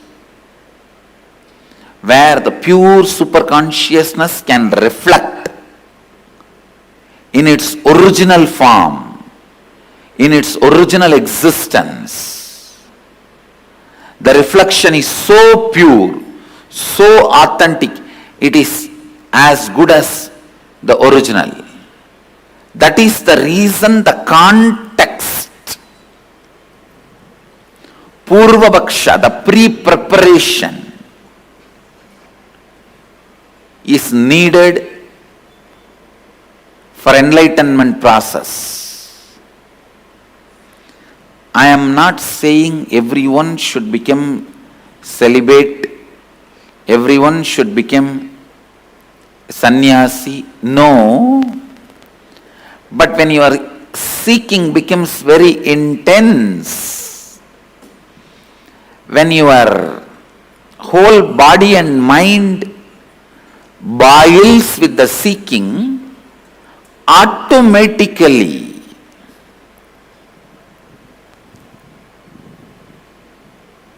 body and mind evolves to a level where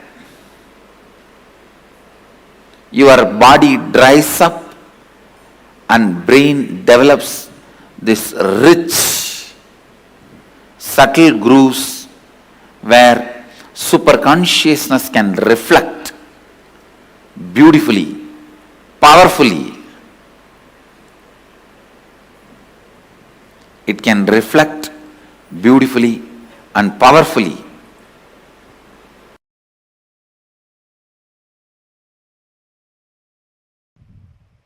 Some of the best brains produced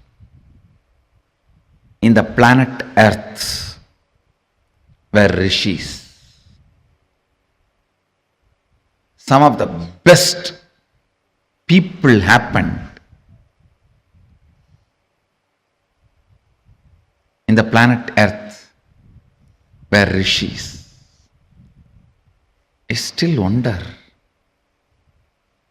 seeing the kind of a subtlety and capacity to catch and reflect the cosmic truth. Please understand.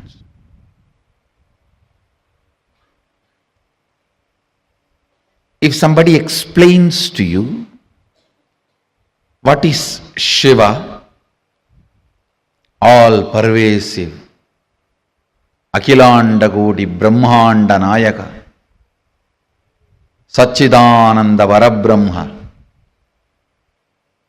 Srishti Sthiti, he creates, maintains, destroys, puts souls in delusion and liberates. If you are able to visualize, even if you are able to enjoy it, be very clear, you are blessed. Only if your brain has developed the subtle grooves which can start enjoying these higher things, can understand it. If you understand, you will enjoy. If you enjoy, you will understand. A rough,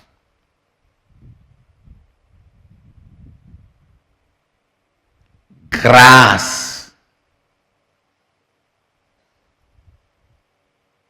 politicians, dullhead can never capture this.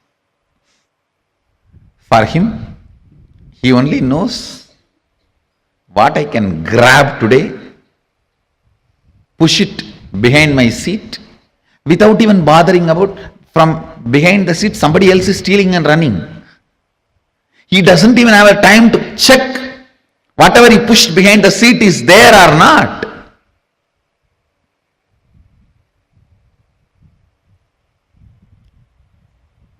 A grass, power hungry, lazy, tired, bored man can't even understand. If you explain these subtle truths, his brain cannot capture those visualizations. Because he can't capture those visualizations, he can't enjoy. When he doesn't enjoy, he can't capture. It's like a vicious circle. I tell you, even about Guru, if you are able to enjoy his quality, you will understand his qualities. If you understand his qualities, you will be able to enjoy his qualities.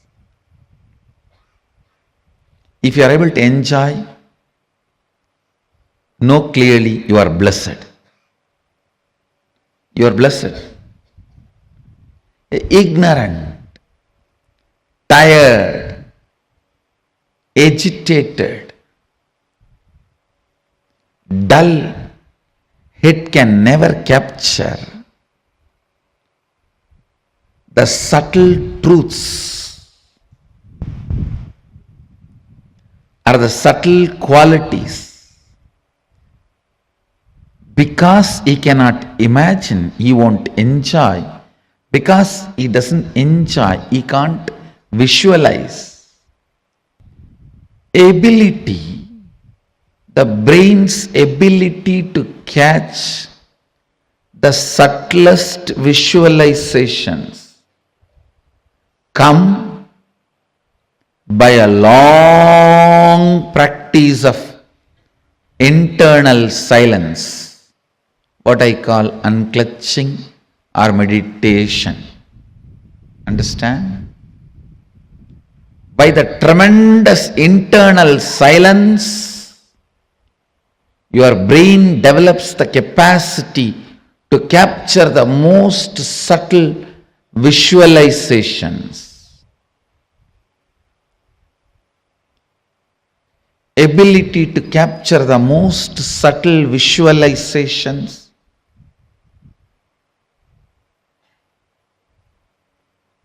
is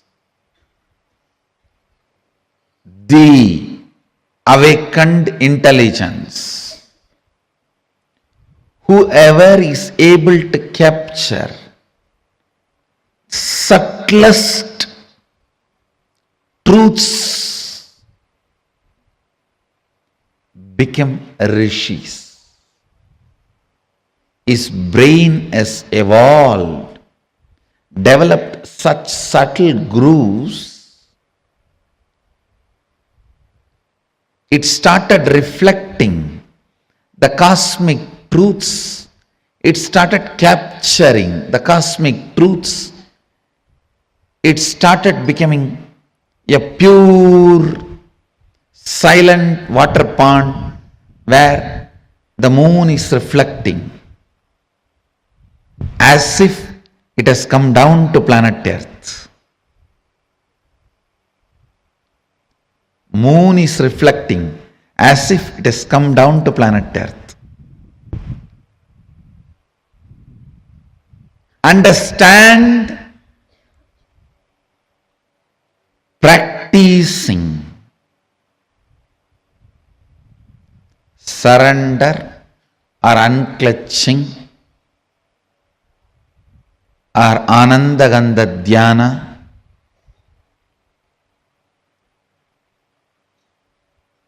complete completion. All this not only brings peace into your heart, it raises the subtlety of your brain grooves and your brain's ability to capture the higher truths.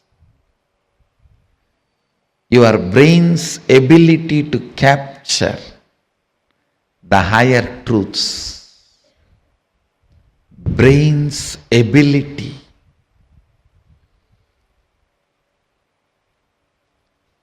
to live the higher truths. Anything your brain is able to capture.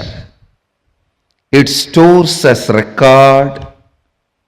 The most subtle one your brain captured makes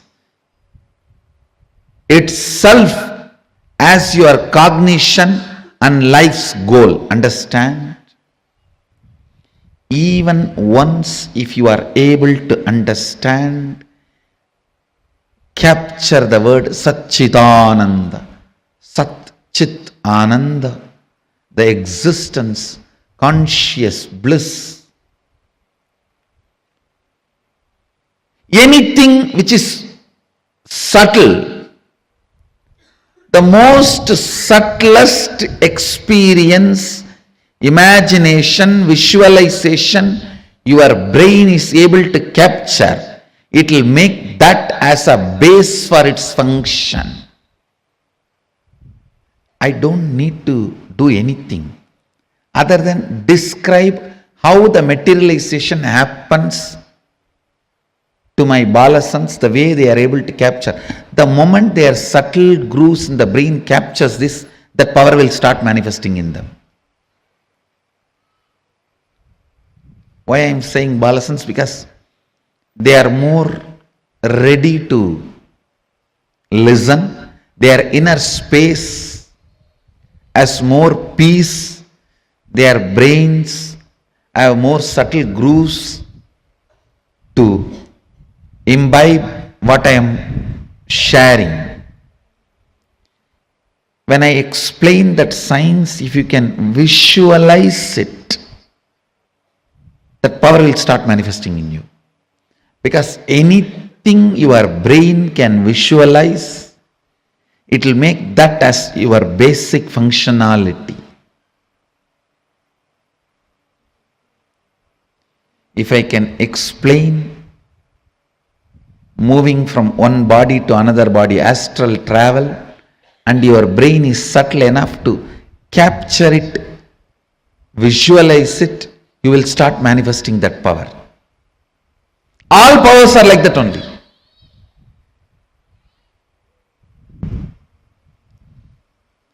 You just need the completion space and Guru who properly makes your brain grooves to catch it. I wonder the sophistication with which these Upanishadic rishis were able to reflect the whole reality. I tell you,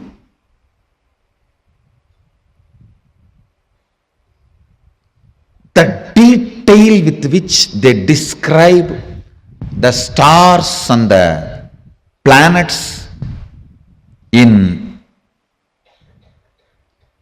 Vedas and Agamas, you will be shocked. Even I was wondering, how did they say, unless you see, you can't pen down so detailed, such detail. The biggest conspiracy done against Bharat is the Indian astronomy and astrology was not given its due respect and legitimacy, brushed aside in the name of myth and mythology.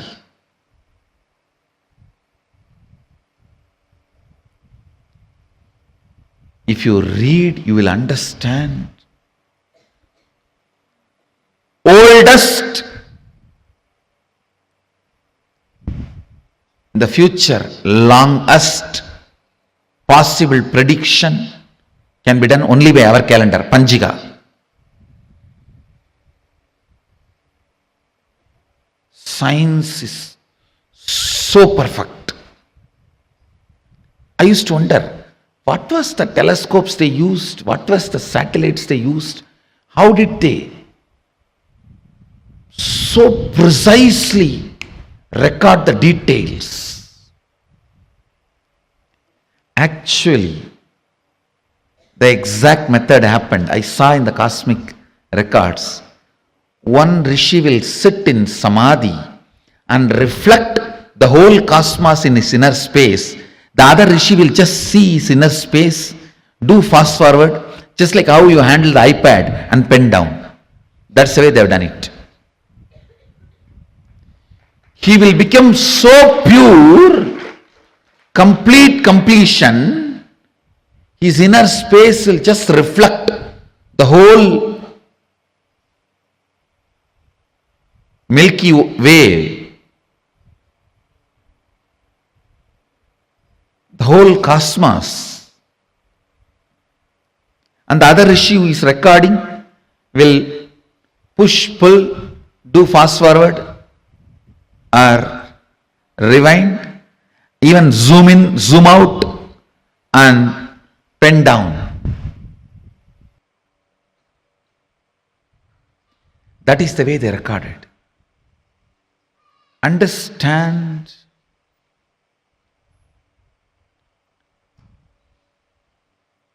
more and more your inner space gets into completion, more and more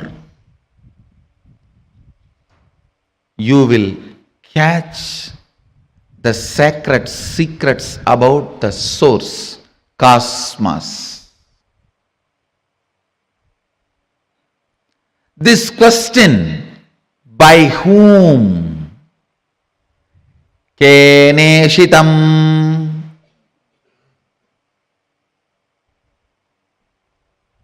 The Kena Upanishad, the essence of Kena Upanishad,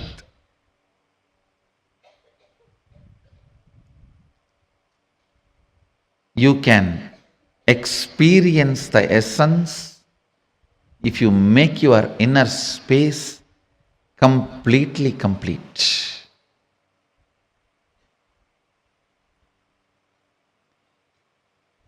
If you are ready with the completion, I can just show the exact reflection of Keneshitam. By whom? In this Upanishad, Devi is the Guru. Understand? It is directly from Devi, Uma. First time the word Uma appears in this Upanishad. Devi is addressed as Uma in this Upanishad.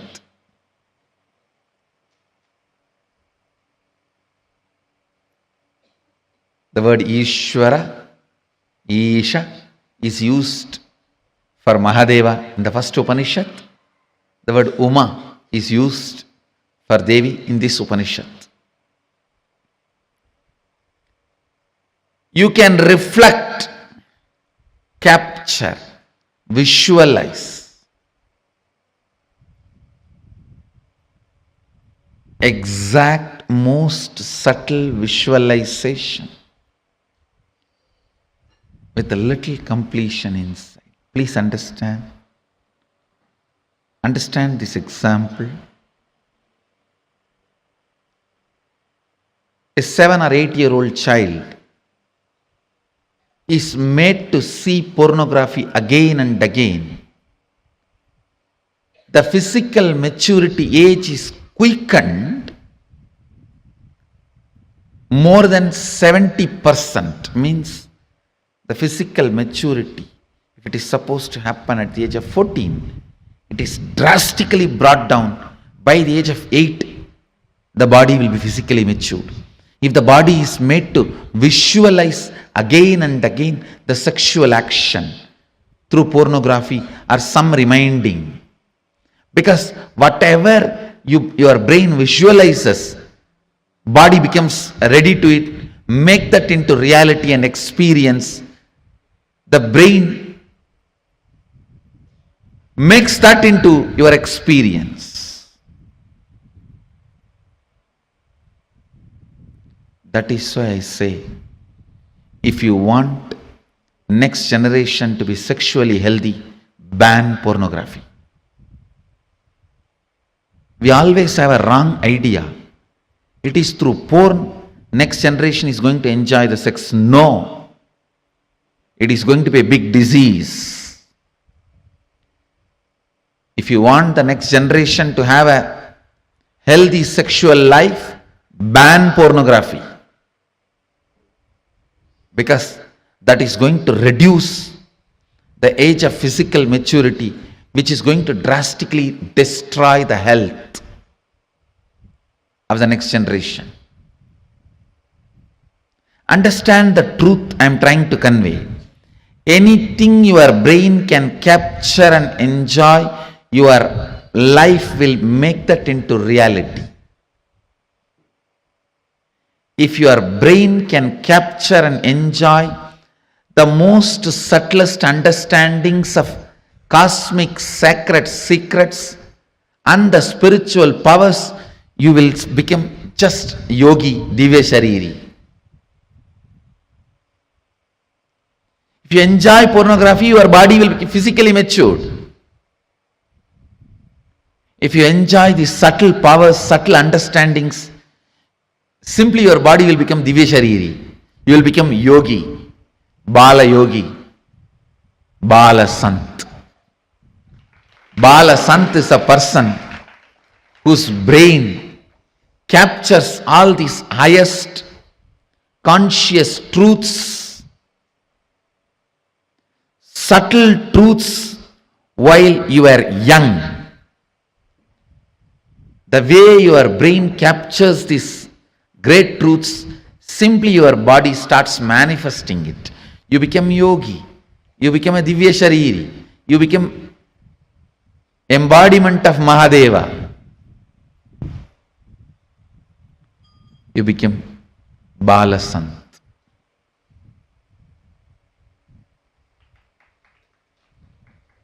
Understand?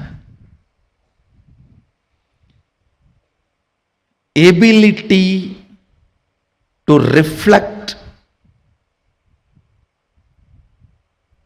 the subtlest truths.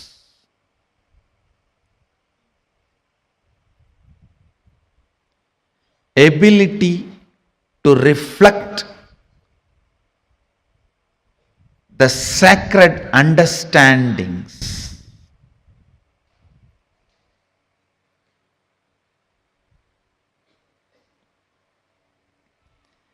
Ability to catch the most sacred bliss.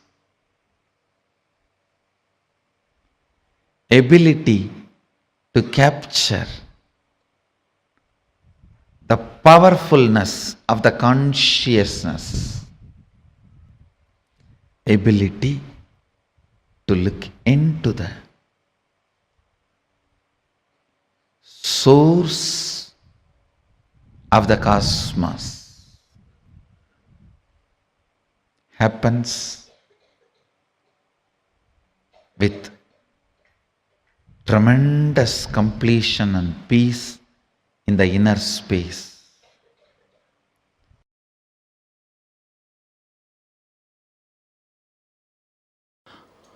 All major sufferings, whether it is physical or mental, you go through in the life will be connected to that root pattern.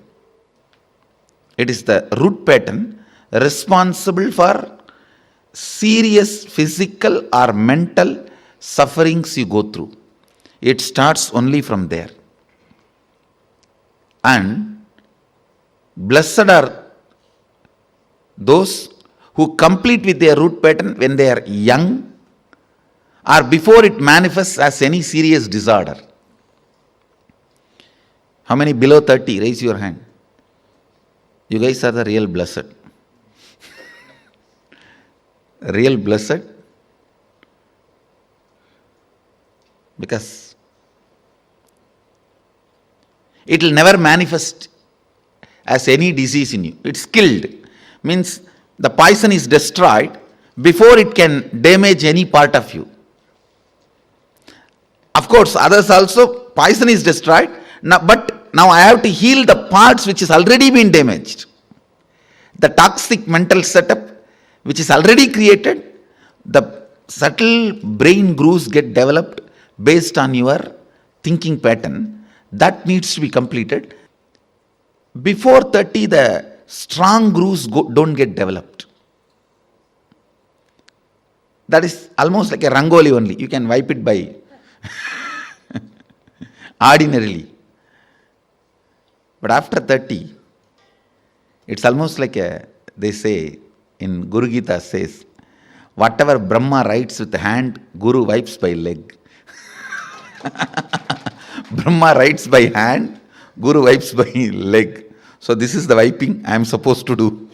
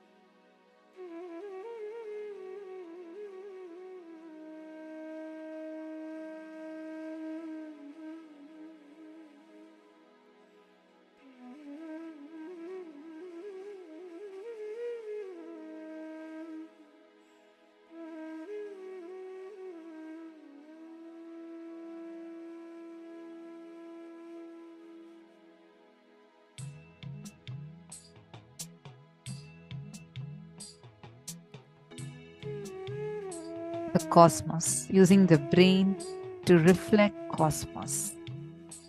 This is something really powerful that Swamiji just revealed to us, right? Where Swamiji actually took us through an extremely powerful understanding about how just cherishing these subtle, powerful cognitions and powerful visualizations can awaken some of the subtlest brain grooves and help us to cognize some of the highest truths and reflect cosmos in us. Can I request all the participants to please come and settle down? Please sit in front of your cameras. Nithyanandam, please come and settle down.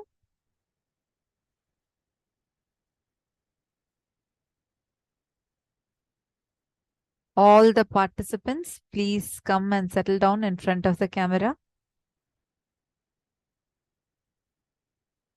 Nithyanandam. Okay. What did each of you understand? Did you all understand what Swamiji just explained to us? Do any of you have any questions? If you have any questions, feel free to ask.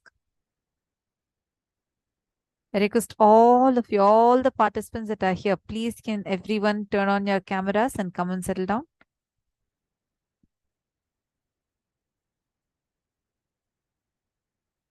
Nithyanandam, Abhilasha. Can I request all of you to post in the chat if you have understood and if you have any questions. Cognizing these subtle principles helps you to awaken the subtle grooves of your brain, helps you to have amazing ability to reflect the cosmos in your brain. What does reflecting the cosmos in your brain even mean? It means you will have the ability to know anything and everything about the cosmos. You will have the ability to cognize some extraordinary things in your brain.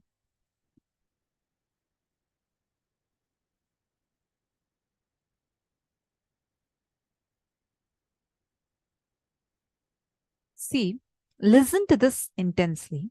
Every time you listen to the powerful cognitions. Okay, now Anita Malhotra is asking, how to develop new grooves? Understand. Now first for how to develop new brain grooves, let's understand what are these brain grooves. I have a simple question for all of you.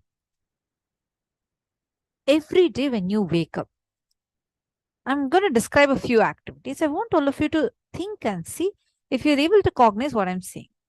Every day you wake up, you generally turn towards the same side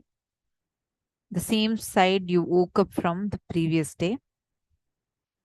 You get up, you go to the bathroom in the same manner that you did yesterday, day before yesterday, and day before yesterday. You just go take your brush, automatically your hand brushes your teeth. You shower, get ready, get into your car, go to the office, your hand is driving, you're moving to the office. Once you go and land on your office and you have the same type of thought currents, it's like your life is almost running in the same replay mode. Almost every day. It's like there are certain things that are like standard. You get into your car, you only realize that you've reached your office once you reach there. You're driving, but your mind is somewhere else. How many of you are able to relate with this? You brush your teeth. You're not aware every single time that you're brushing your teeth. You take your brush, you put your paste and brush. But it's like an automated process. Am I right? How many of you are able to relate with this as an automated process? Like so many things in your life, so many things that you do, you see that as an automated process. Mahongs is saying autopilot mode.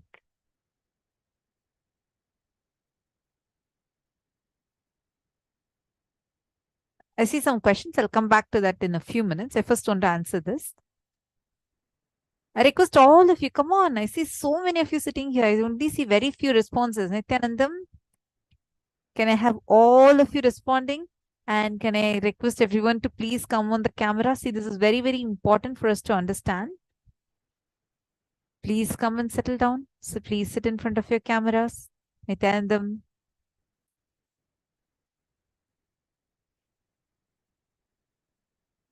Why do you think this happens? All the participants that are sitting here with us, can I request all of you to please turn on your cameras, come and settle down? Ma Nisha bin Patel is saying it's monotonous actions. Okay. Autopilot mode.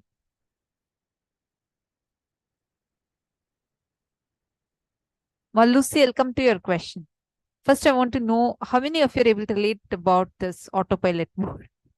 Like an autopilot, it's like happening.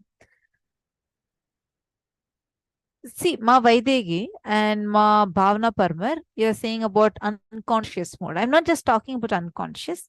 True, it's unconscious, but it's like a automated way it's happening. Now, why does it have, if you see anything that you do repetitively, starts becoming an automated way it starts happening. If you want to change a particular thing, like for example, let's say you always sleep in a certain position, right?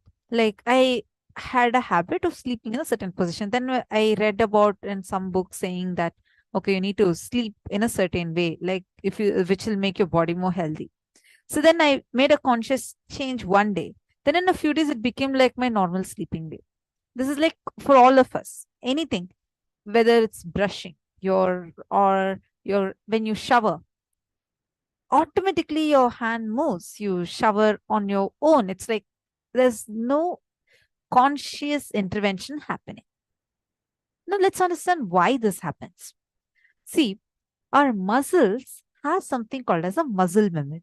It keeps recording all the actions that we do.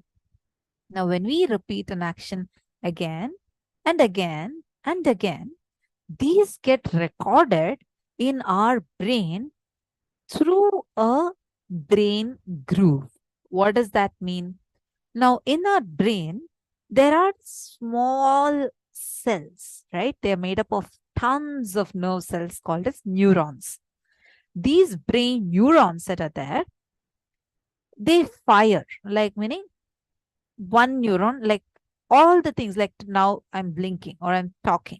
That's because my brain is sending my eyes an electrical impulse to blink, or my brain is sending my mouth or my tongue or my vocal cords certain electrical impulses for it to create certain sounds, for my tongue to move in a certain manner, so I'm able to talk.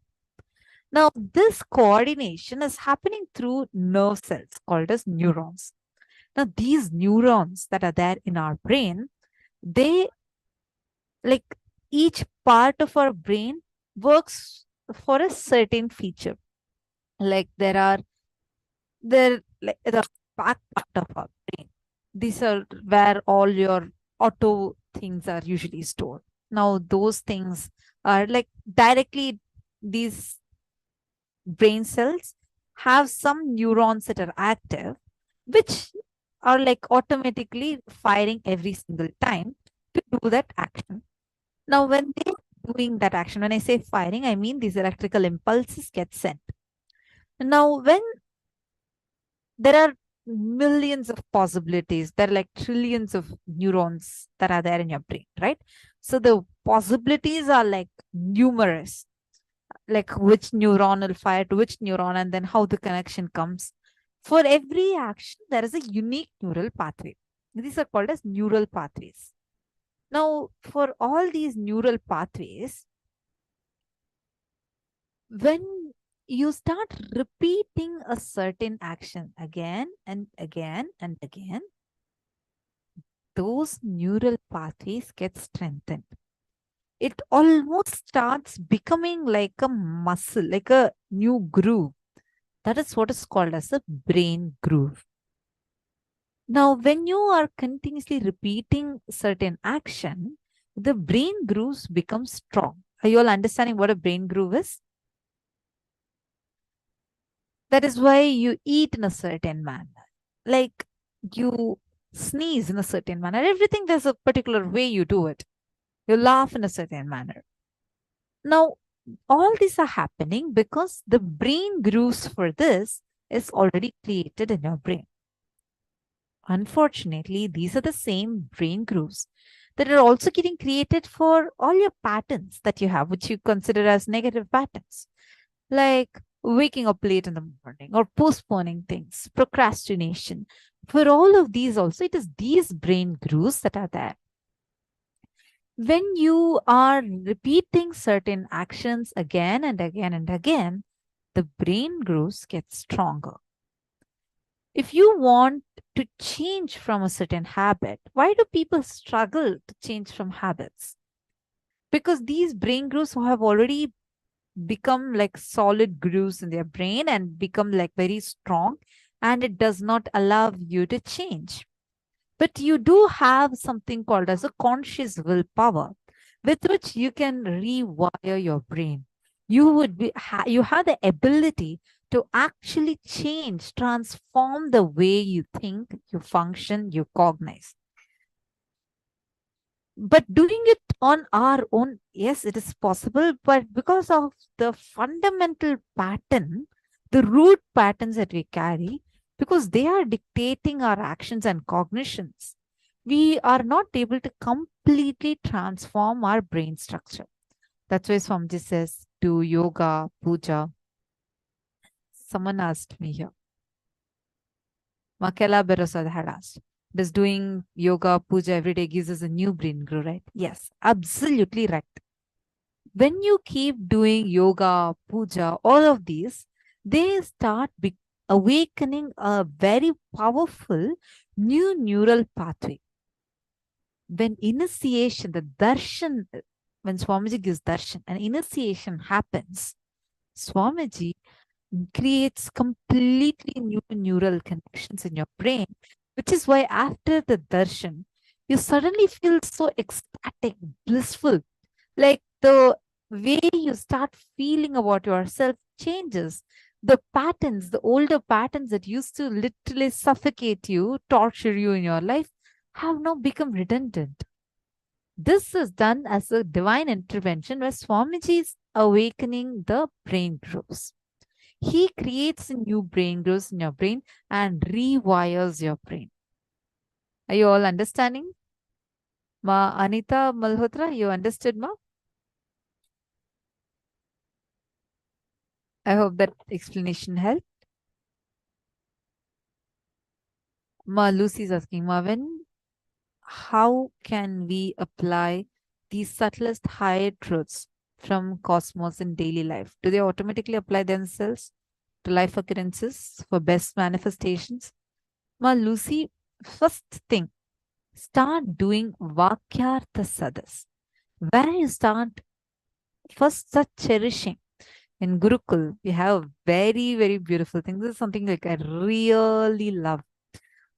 Actually, now many of these, like now we are sitting in as acharyas conducting the sessions, right? Actually, many questions, answers, we would not be logically knowing.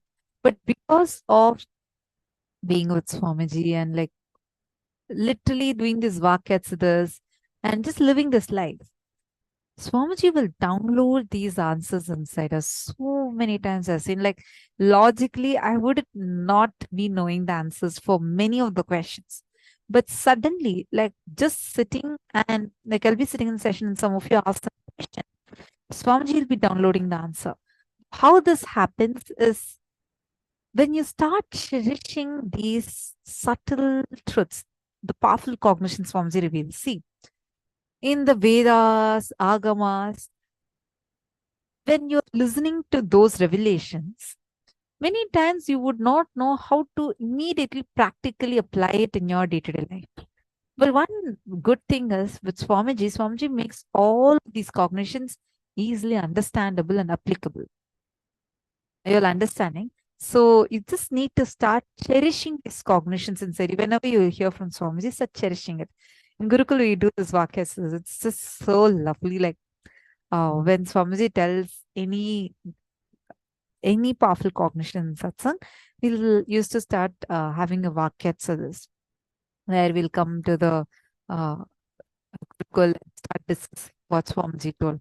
Be like when big revelations, how Swamiji says that there's this satsang on Ishavasya Upanishad, satsang series on Ishavasya Upanishad. So there is this one where Swamiji is talking about how consciousness is moving and unmoving at the same time. It'll come like how it is inside and outside at the same time. Tadantarasya tadu sarvasya bahyataha. This qualities of consciousness, and Swamiji is revealing about this in the satsang. And we all came to the Gurukul, and then we were all discussing, what does that even mean? How can consciousness be inside and outside at the same time? What is it that is inside and outside? Is it energy? Or what does that mean? Okay, when you say something is inside, it is inside. Like we start discussing, we start having a debate and a discussion. Even in debates, you usually feel like, you should prove the other person wrong with your logic. But in Vakyas, that does not exist. It is all about all of us together exploring and delving deeper into these truths.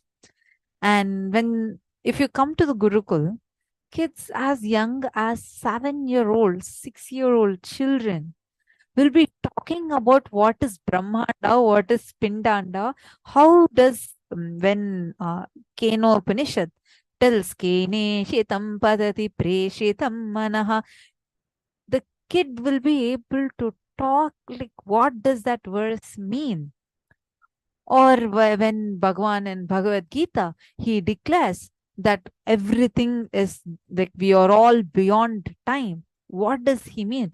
Because Swamiji has decoded all of these scriptures and revealed it to us in a way we all can understand. And you just take that cognition and start cherishing it. You just need to start chewing it, like how you take a sugar can and chew the sugar can, right? And more you chew upon it, you get the juice more and more.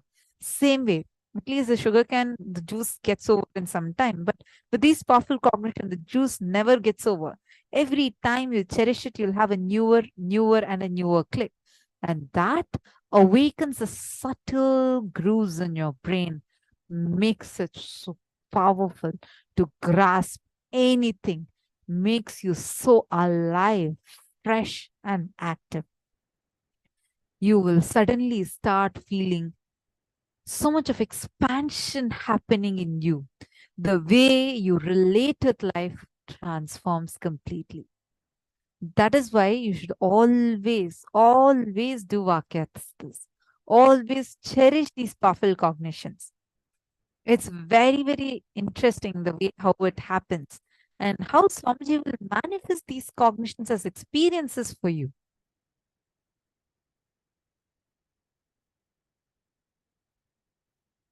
Are you all understanding?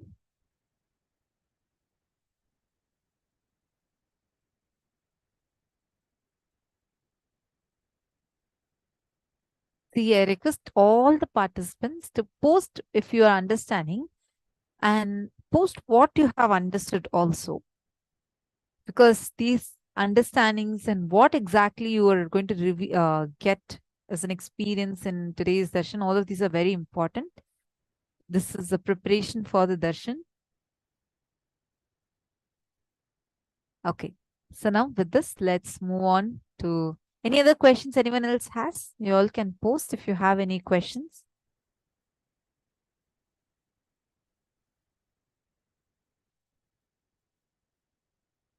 Ma Sita Narayan, you're saying my voice is breaking. I apologize for that. Is my audio fine for everyone else?